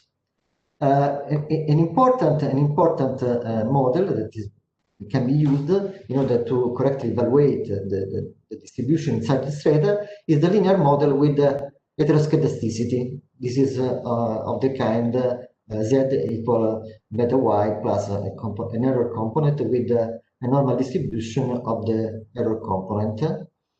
And there is also the heteroscedasticity component gamma. In the case gamma is equal 0, the model is homoscedastic. Otherwise, there is a heteroscedasticity component. Another important development was in the case of anticipated variance, the possibility of correctly evaluate also the heteroscedasticity component because we have implemented a new function, compute gamma, in SamplingStrata. So far we are confident that if we use model, if we evaluate heteroscedasticity component in the models, we can obtain in a suitable way the anticipated variance, and so the optimality step can be performed correctly. What about another important case, the case in which we have also covariance component. In case Z is the target variable, this is the expression for the variance in the case of this target variable. We can write the variance in each stratum in this way by defining the estimation of the variance in each stratum by defining the differences between the values of the target variable in the units in the stratum. But of course, we have not this available as available these values. We have to estimate these values. We can substitute the term difference square of the difference with this more complex expression in which R square is the square correction coefficient indicating the fitting of the regression model. VEI, VEJ are the model variances of the residuals, and this component is the covariance component. We can take into consideration this component in order to consider also the autocorrelation component that, in case of spatial sampling, can be expressed in this way. In the case that the autocorrelation function is exponential, we can make reference to Dij, the distances between couple of points. The distance is the Euclidean distance in the space that can be computed by considering the coordinates, spatial coordinates of the points, and the range. The range is the maximum distance below which spatial autocorrelation can be observed among units, is relevant among units. The value of the range can be determined by an analysis of the spatial diagram. So, given the previous formula for the calculation of variance in strata, including also the spatial component, we have made available in SamplingStrata a third method that is the spatial method for optimization, that consists in supplying for each variable of interest its predicted value for each unit in the frame, together with its associated predicted error, both previously determined by a suitable model handling spatial component. For instance, clicking, but there is no limitation to the use of the different spatial models. So in the spatial model, in order to summarize, any kind of model can be used, parametric or non-parametric. There is no need to indicate the values of model parameters in the optimization step because we, as I said, we give the values of the prediction and also the variance of the prediction. The only parameter explicitly required is the range of spatial correlation. For each unit, so we have to associate in the frame the following information: geographical coordinates, values of predicted values of the z's by means of a spatial model, and values of prediction errors, also computed by analyzing the spatial model. After running the spatial optimization method, and after obtained the best certification, then we can proceed with the selection of the sample. And also in this case, it is important to select the units also taking into account their spatial positioning in order to obtain a spatial balanced sample in order to obtain the most from the information that we have obtained by considering the positioning of the units. In order to do that, a new function, select the sample spatial, has been developed, which is actually just a wrapper of the function RPM2 KD3 in package sampling big data that is being developed by Lisich and Grefstro. In order to give an example of what I've said so far, I just wanted to report this example very quickly. This example is based on the use of this dataset, the news dataset that comes with the library SP. It is a typical example for the application of spatial methods. It is a spatial grid of more than 3,000 points in a portion of the territory near the Meuse River in the Netherlands. In a subset of 155 points, measures have been observed of the concentration of the metals in the soil. So we have a distribution of these metals concentration. We just take into consideration two of these metals, lead and zinc, and the aim is to define a sample survey by which we want to estimate the mean concentration in this territory of lead and zinc. So it is a multivariate simple case of optimization. First of all, we analyze the territorial distribution of lead and zinc concentration and model this relation with distance from the river by use the Kriging model. We can observe by this variogram that there is a strong spatial correlation until 800 meters. And this is the range that we have to consider when we carry out the spatial method optimization of the sampling frame. So what we are going to do, we do this variogram for lead and another similar variogram with zinc. More or less the distance, the range is the same, slightly different, and the spatial correlation is always strong. So what we do is we fit the two models in this way, and then using these Kriging models, we are able to predict the values of lead and zinc concentration on the totality of the 3,100 points in the Meuse territory. This is the input, the fundamental input for the optimization step. We have a frame in which we define as target variable the prediction of lead and the prediction of zinc that we obtained by applying the models. We use these variables also as stratification variables. We submit also the variance for each point estimated by the models. We give the geographical coordinates, and we set as precision constraint 1% of maximum expected coefficient of variation on both estimates, concentration of lead and concentration of zinc. Then we run the optimization step. We obtain a total number of final strata, 4 different strata, with a total sample size of 62. This is the form of the strata that have been produced, and this is the territorial characterization of the strata.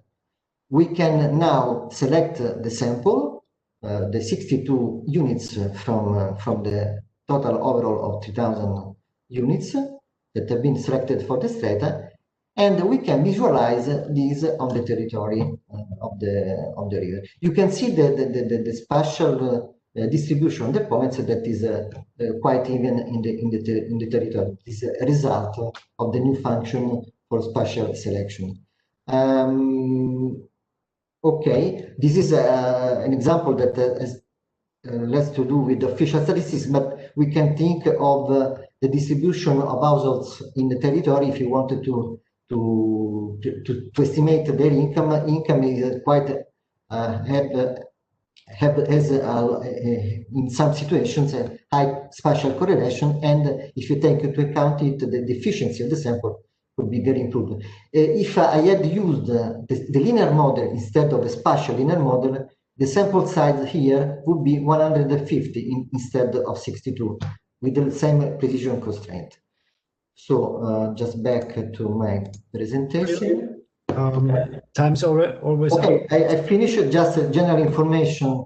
The paper from which this presentation has been derived is available on the archive.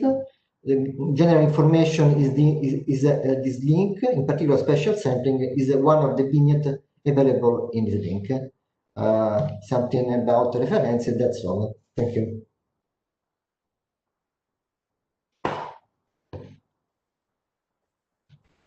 Thank you, Giulio. Maybe one quick question before we move on. Marin asked or congratulates you first on the excellent work. And then he asked if the GA converges to a local minimum in the same way it has for atomic strata. So the genetic algorithm converges to a local minimum. Okay, I catch the question on the local minimum. Yes, there is the possibility to get stuck in local minimum, and for this reason you have to try different runs of the optimization step, varying the parameters of the optimization step. There are a lot of examples in the vignette that are available for the package. I didn't catch the first question that, or just. Just one question. I think you answered it. Thank you very much, Giulio. We will move on to the next presenter, Felix Karke, on mquantreg. You should have the right to share your screen already, so please go ahead. Yes, thank you very much.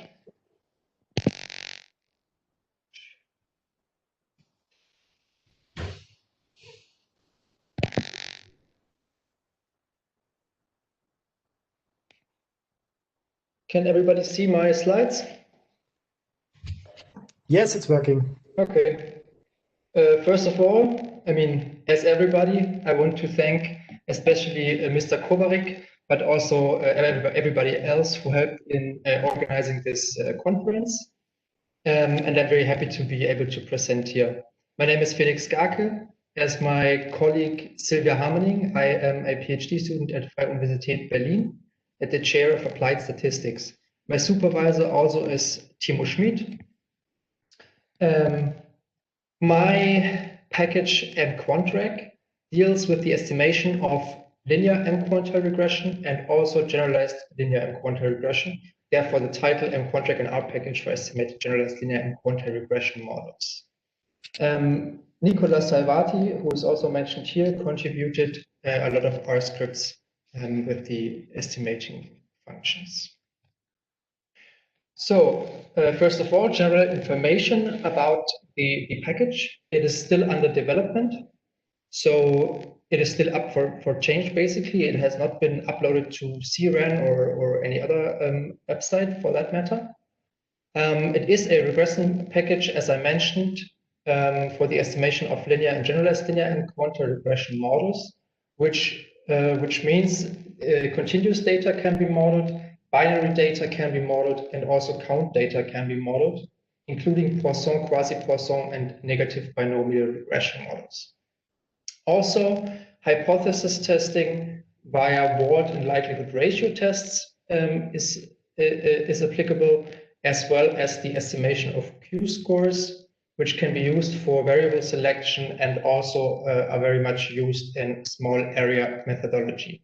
I will come back to the to Q-scores and explain what it is later.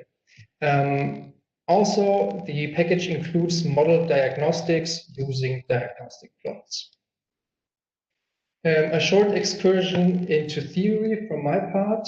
M estimation, step before M-quantile regression, is a approach to robust estimation, which was formalized by Huber in 1964.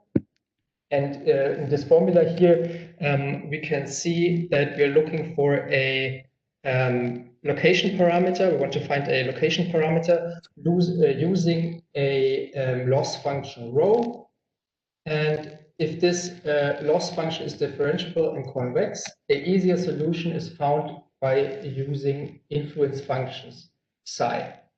And this is also already in the direction of a definition of M-quantile regression. It's a kind of a robust regression using influence functions. These influence functions are usually the derivation of the loss function with respect to the parameter we are interested in. And then the estimating equations look like this. I have a few examples so everybody can follow along. If we use a squared loss function, for example, we arrive at the sample mean. And if we use the absolute value as the loss function, then we arrive at the sample median. So it is a very general, very broad estimation approach, depending then on the loss function used. Huber proposed a certain kind of influence function, which can be seen here, and it's very important in M-quantile regression.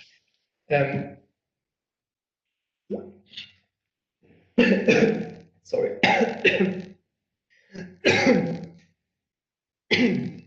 I'm very sorry. This influence function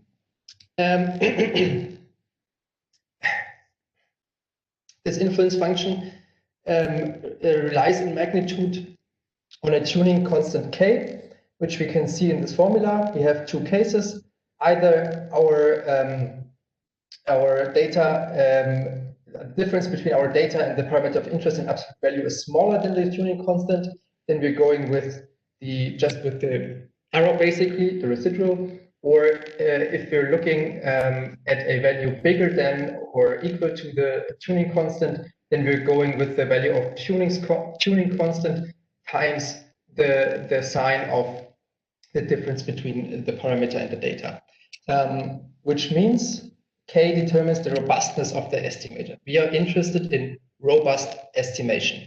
We want to downweigh observations which can be seen as outliers. Therefore, this Huber estimator is very general because it can be seen as equivalent for the mean when K goes to infinity and to the median when K goes to 0. 3. Yeah, this concept was generalized to the regression case by Huber in 1973, and then now begins the regression part, further developed by Bracking and Chambers to M-quantile regression for continuous data. And what we can see here, we use the same influence function. We will use the Huber proposal 2 influence function, but now in the context of quantile-like regression, which can be seen here and at the differently weighting the influence functions depending on if the residuals are negative or positive. Here we have the estimating function for the M-quantile regression, where we can see that the estimate MQ hat can be seen as a linear combination of predictor variables or covariates, where xi, of course, are the covariate vector, and beta hat are the estimates of the coefficient estimators.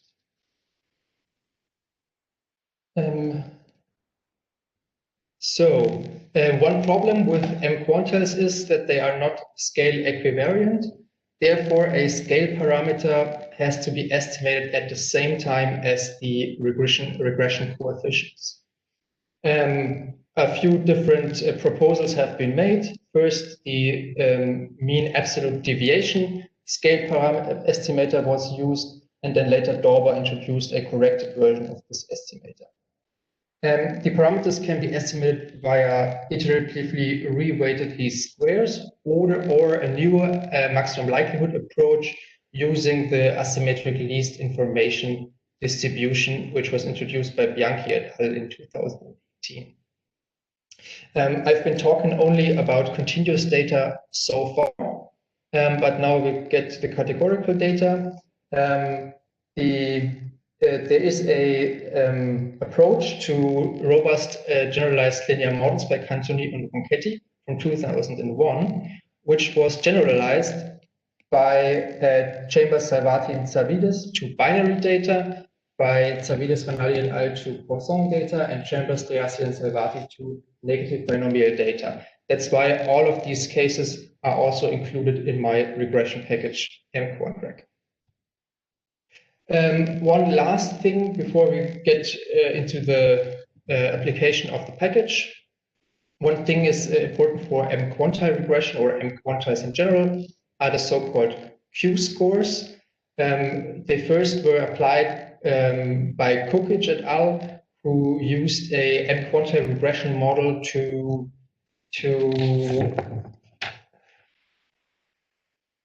obtain performance measures of farm productivity. These values can be found by equating the M-quantile value to the real data value and then finding the Q which brings them together the closest in practice. Then we can see that observations with high Q scores also have high values of yi conditional and xi, and that's why they can be seen as some kind of performance measure for observation I. Yeah, these Q scores, why are they important? They can be used in a lot of different ways and are also used in this package. That's why they can also be estimated with this package. They can be used in model diagnostics. They can be used in variable selection, which was proposed by Dorber in 2015. And they are also very useful for small area estimation. For example, when models are employed which make use of pseudo or random effects. For example, see Chambers and Tsavides 2006. So I have an example where I used EOSILC public use microdata from 2013, and I drew a subsample of 1,000 observations from this data set. As you can see, the input looks very much like one would expect from a normal regression package. We have the formula, and then we also can specify for which Q values, which M quantiles we want to estimate. Here it shows 10%, 50%, and 70%. And the user also has to input this K value, which of course makes the regression a bit arbitrary because the user can switch values as he or she wants. A value of 1.35 is chosen in practice very often just because this gives 95% efficiency when normal data is used. And then we have the method, which here of course is continuous because we're looking at continuous data, but this can be switched for binomial, Poisson, negative binomial, and quasi-Poisson, and so on. I use the scale estimator mean absolute deviation, but also the corrected mean absolute deviation scale parameter estimator is available. And then we see one last option here. I used the likelihood approach I told you about earlier. Iteratively reweighted least squares is also available. For this example, I chose to set the compute Q scores to false. True is the default value. And then, of course, we have a lot of functionality users of regression packages expect nowadays. Of course, we have a print function, which gives the call and the coefficients. And you can see for every quantile we chose in this regression, we get a different set of coefficient estimates. And then the summary, of course, gives a lot more information. Here I chose only to print the summary for the 0.5 quantile.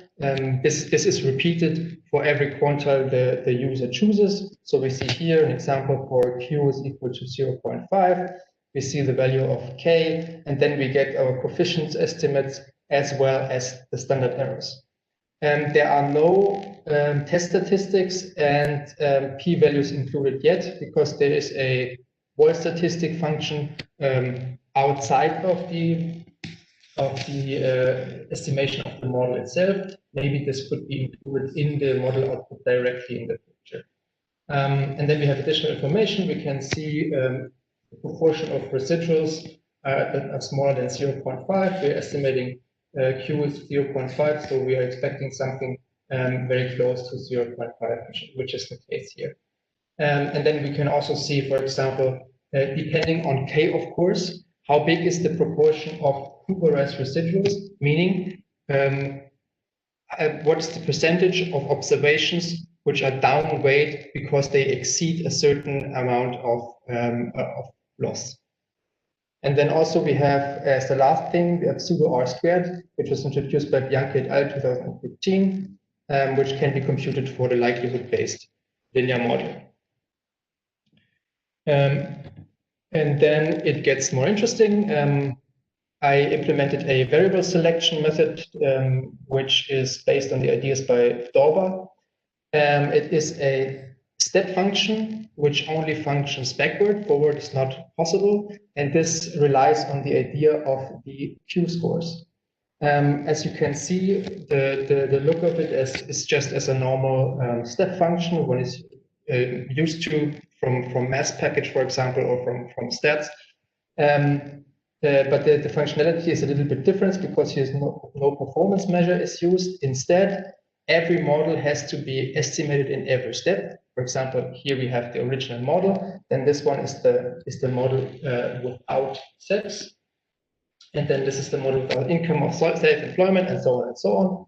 And then for all these models, the Q scores are calculated, and then the correlations between the models without a certain variable and the full model are calculated. So we can see, of course, the correlation of the full model with itself is 1. And then we ordered the correlation coefficients from big to small. And then we set a certain threshold. If the correlation falls is above the certain threshold, then the variable is eliminated. Default is 0.95. So we can here, for example, in the first step, because 0.98 correlation is higher than 0.95, sex is eliminated. In the next step, income self-employment correlation is bigger than 0.95, therefore income self-employment is eliminated, and we arrive at the final model. Only including old age benefits and income from employment. Then I have 2 examples for Felix. I'm afraid the time is running out. Could you move to conclusions soon? Yeah, sure. Okay, I have.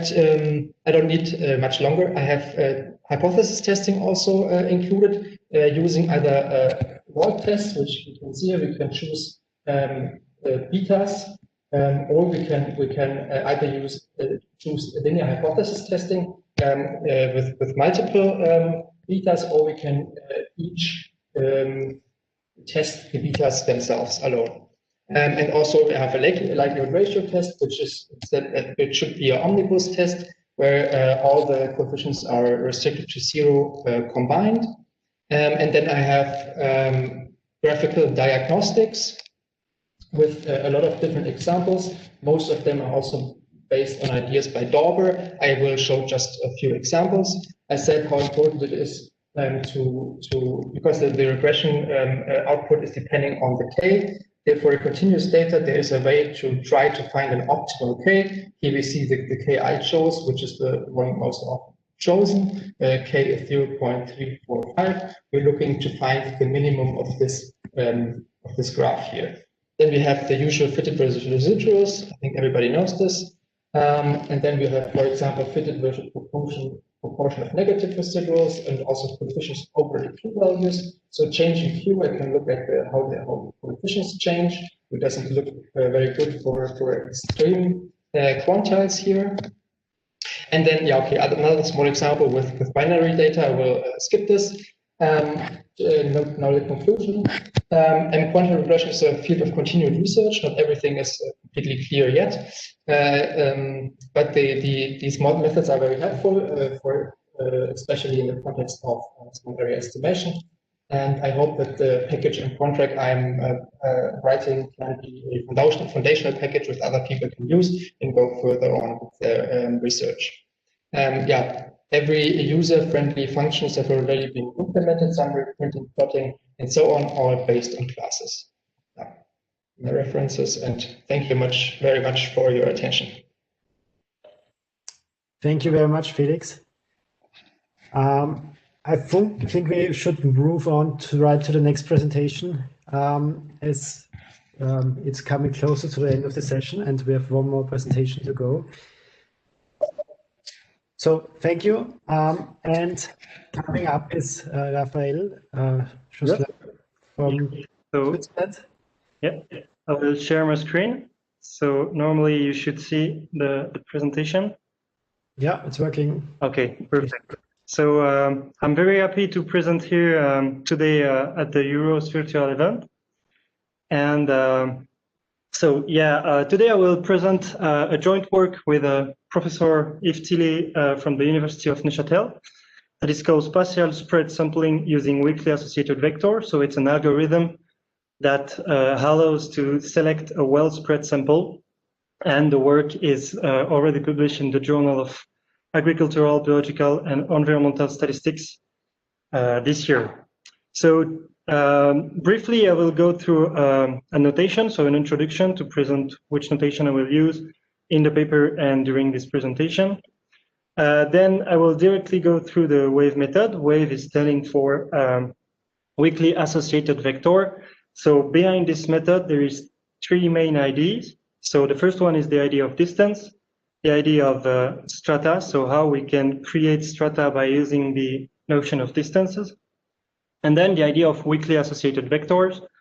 And so we will define that. And then after that, we have a method that selects a well-spread sample, and then we need to measure how the sample is well spread. And basically, we'll present two measures: the one based on the Voronoi polygons, and the one based on the Morans correlation. And then I will show some results and a small example on the MERS dataset as well. Okay, so we are in a design-based framework. So we have a population with capital N units, and then we are trying to select a sample. So it's usually like that. And so here we have a small example. We have 5 units, and we are selecting a sample. So here it's 2, 3, and 5. And we can also write it as a vector of indicator. We suppose also inclusion probabilities, which is the probability that a particular K unit is selected inside of the sample. And for this presentation, I will suppose some spatial coordinates, which are denoted as ZK.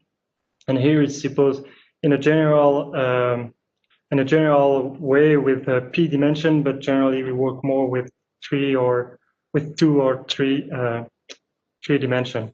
And so we suppose also a variable of interest on the population. And so we are trying to estimate here a total, but it could be also a mean or some other quantity. And here we suppose that we use the Horvitz-Thompson estimate. Okay, so the first idea of the method is the notion of distance. So how we can find some good distances. And so the first one that we see generally, it's the classical one, it's the Euclidean distance. So it's the distance between, so it's defined as the difference between the spatial coordinates. So here is the square distance, but for our purpose, it's not really matter if we use the square root or the square distance. And so what is interesting, it could be also interesting to define some new different distance. So for example, if we are working on a grid, which is sometimes the case when we have some spatial coordinates. So here we suppose 9 units placed on a regular grid of size 3 × 3. So here we see the difference unit. And behind the point, there is a gradient which shows the distance from the first unit to any other point of the grid here. And you see here that with the Euclidean distance, we suppose some corners, some edges, and so the distance are less homogeneous than it could be interesting. And so we can also define a Tor distance. So basically, the idea is to round the grid to find a donut. And you could see here that it's the same idea. So it's from the first point, and we have a different distances that is defined. And so if we are trying to select some order between the points, then this kind of distance could be interesting if we are working on the grid. And if you have ever played to Pac-Man, it's exactly the same idea. You can pass through the wall to reach the opposite side, or from the bottom to reach the top. So that's the idea of distance, and we can then have some difference distance. Then the second idea is the idea of strata. So how we can create strata by using the notion of distance. And the idea behind that is to use the inclusion probability. So here we suppose a population of 250 units with identical and equal inclusion probability equal to 1/25. So the idea of strata is to, by using the notion of distance, we will find the nearest neighbor of the units until we reach the bound 1. It will represent the neighbor of a particular unit. And so every strata that you could see here, so there are just some example, but every strata, the inclusion probability sum up to 1. And so if you do this not only for particular strata that are in black here, but for the whole population, then you define a stratification matrix. So basically the idea of a stratification matrix is a matrix of size capital N times capital N, where each row of the matrix represents some strata of each unit, and each column of the stratification matrix represents the contribution of a particular unit to the other strata. And so basically the idea of the stratification matrix is giving you the whole configuration by using the constraint that each strata needs to sum up to 1. Okay, so the stratification matrix is sparse and can be highly sparse depending on the inclusion probability. Okay, so now the idea is how we can use this matrix to define a method to select a well-spread sample. And the idea is by using the cube method. So the cube method is developed by Devil in Chile 2004. And so the idea is to modify recursively the vector of inclusion probability pi, like that. So we start from the inclusion probability, and then we compute the stratification matrix that we just saw previously by using the inclusion probability and the spatial coordinates, so the distance. So how we use the distance to create the strata, that's the idea. And then by using this matrix, we find the weakly associated vector of the stratification matrix. And so the weakly associated vector, we simply, it's simply the vector which is associated to the smallest singular value. So we do a singular value decomposition of this matrix, and we find the vector which is associated to the smallest singular value. And if the rank of this matrix is equal to 0, then we select a vector in the null space, and if it's not, then it's the smallest one. So basically the idea is that we modify the least the configuration, and then we modify the vector by following the direction of this weakly associated vector, and we update the stratification, we update the inclusion probability, and we update the stratification matrix, and so on until we reach a sample at the end. So we have capital N step to do. So that's the idea of the wave method. And now how we can measure if this the sample at the end is well spread or not. So basically we have two methods, the one based on the Voronoi polygon. So it was developed by Stevens and Olson in 2004. And so it used the idea that, okay, it used that the fact that in expectation, the sum of the inclusion probability inside of the polygon Voronoi is equal to 1. And so the measure is based on the variance of the sample on the fact that the sum of each, the sum of the inclusion probability inside of each polygon Voronoi is equal to 1.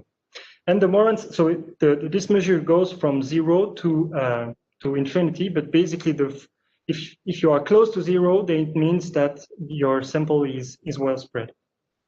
And the Morans index, it's a correlation index, so it means that if you are close to -1, then your sample is well spread. If you are near of 0, then it means that you select something randomly, the same as a simple random sampling, for example. And if you have a value IB here that is close to the value 1, then it means that your sample selection procedure is create some cluster. Okay. So here you have just a picture to show you a little bit what is the measure based on the Voronoi polygons. So you see here that we have selecting a sample on a population of 50 units, and the sample size is 20. And so all the inclusion probability here are supposed equal to 0.4. And so we have then each Voronoi polygons that is printed here. And we see that the sum of the inclusion probability inside is more dispersed than the one we used when we used the wave method. Okay, so that's the idea of the Voronoi polygons. And so to just show you an example, so here it's the Meuse data set. So here is the river, and we have some points that are so we have 150 points.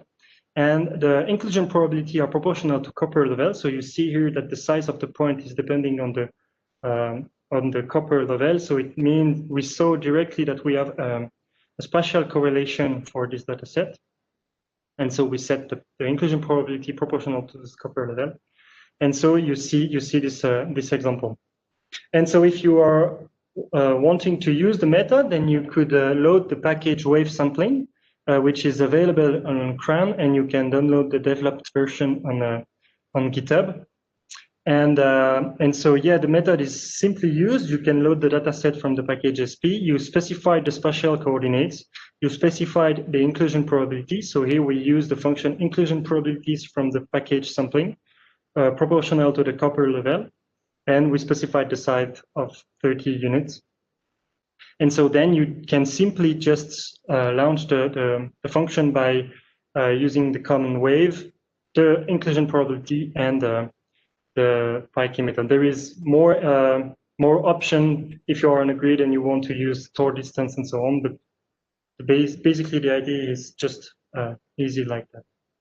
Okay, and then finally, just to show you some results. So here we have compared to usual method to select some well-spread sample.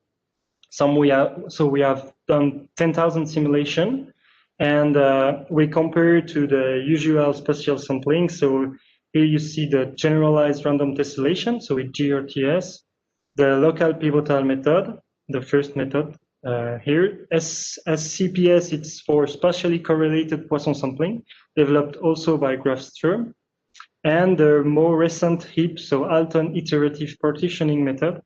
And we compare to the simple random sampling in an equal probability design and the max entropy for the unequal probability design.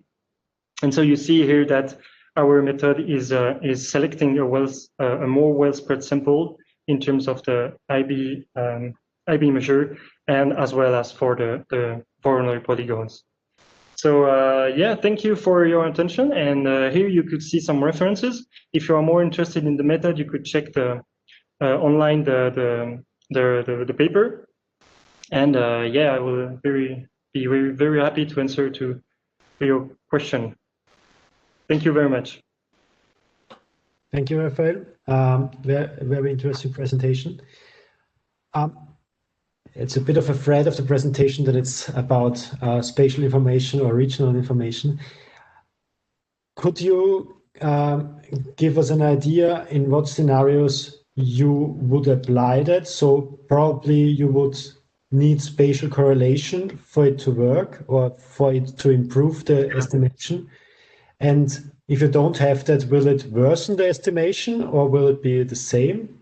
Yeah, in fact, if you wanted to select a balanced sampling, you can check that. In fact, if you select a well spread sample, then it selects a balanced sample. So if you can imagine that you have some also auxiliary variable, and you could define some distances that are, for example, based on the Mala and Abyss distance. This kind of thing could be applied in the method, and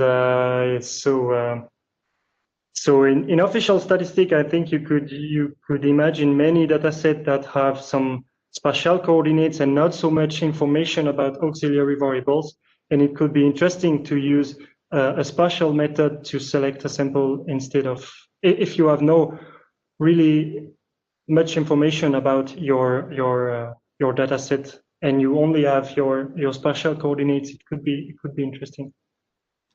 Okay, thank you. That's good advice. So thank you again, Raphael, and thank you to all presenters in this very interesting session. I think we are just a few minutes after our planned time, so that's also quite okay, I think. Have a nice lunch break, even though it's alone at home probably and not with the whole conference participants.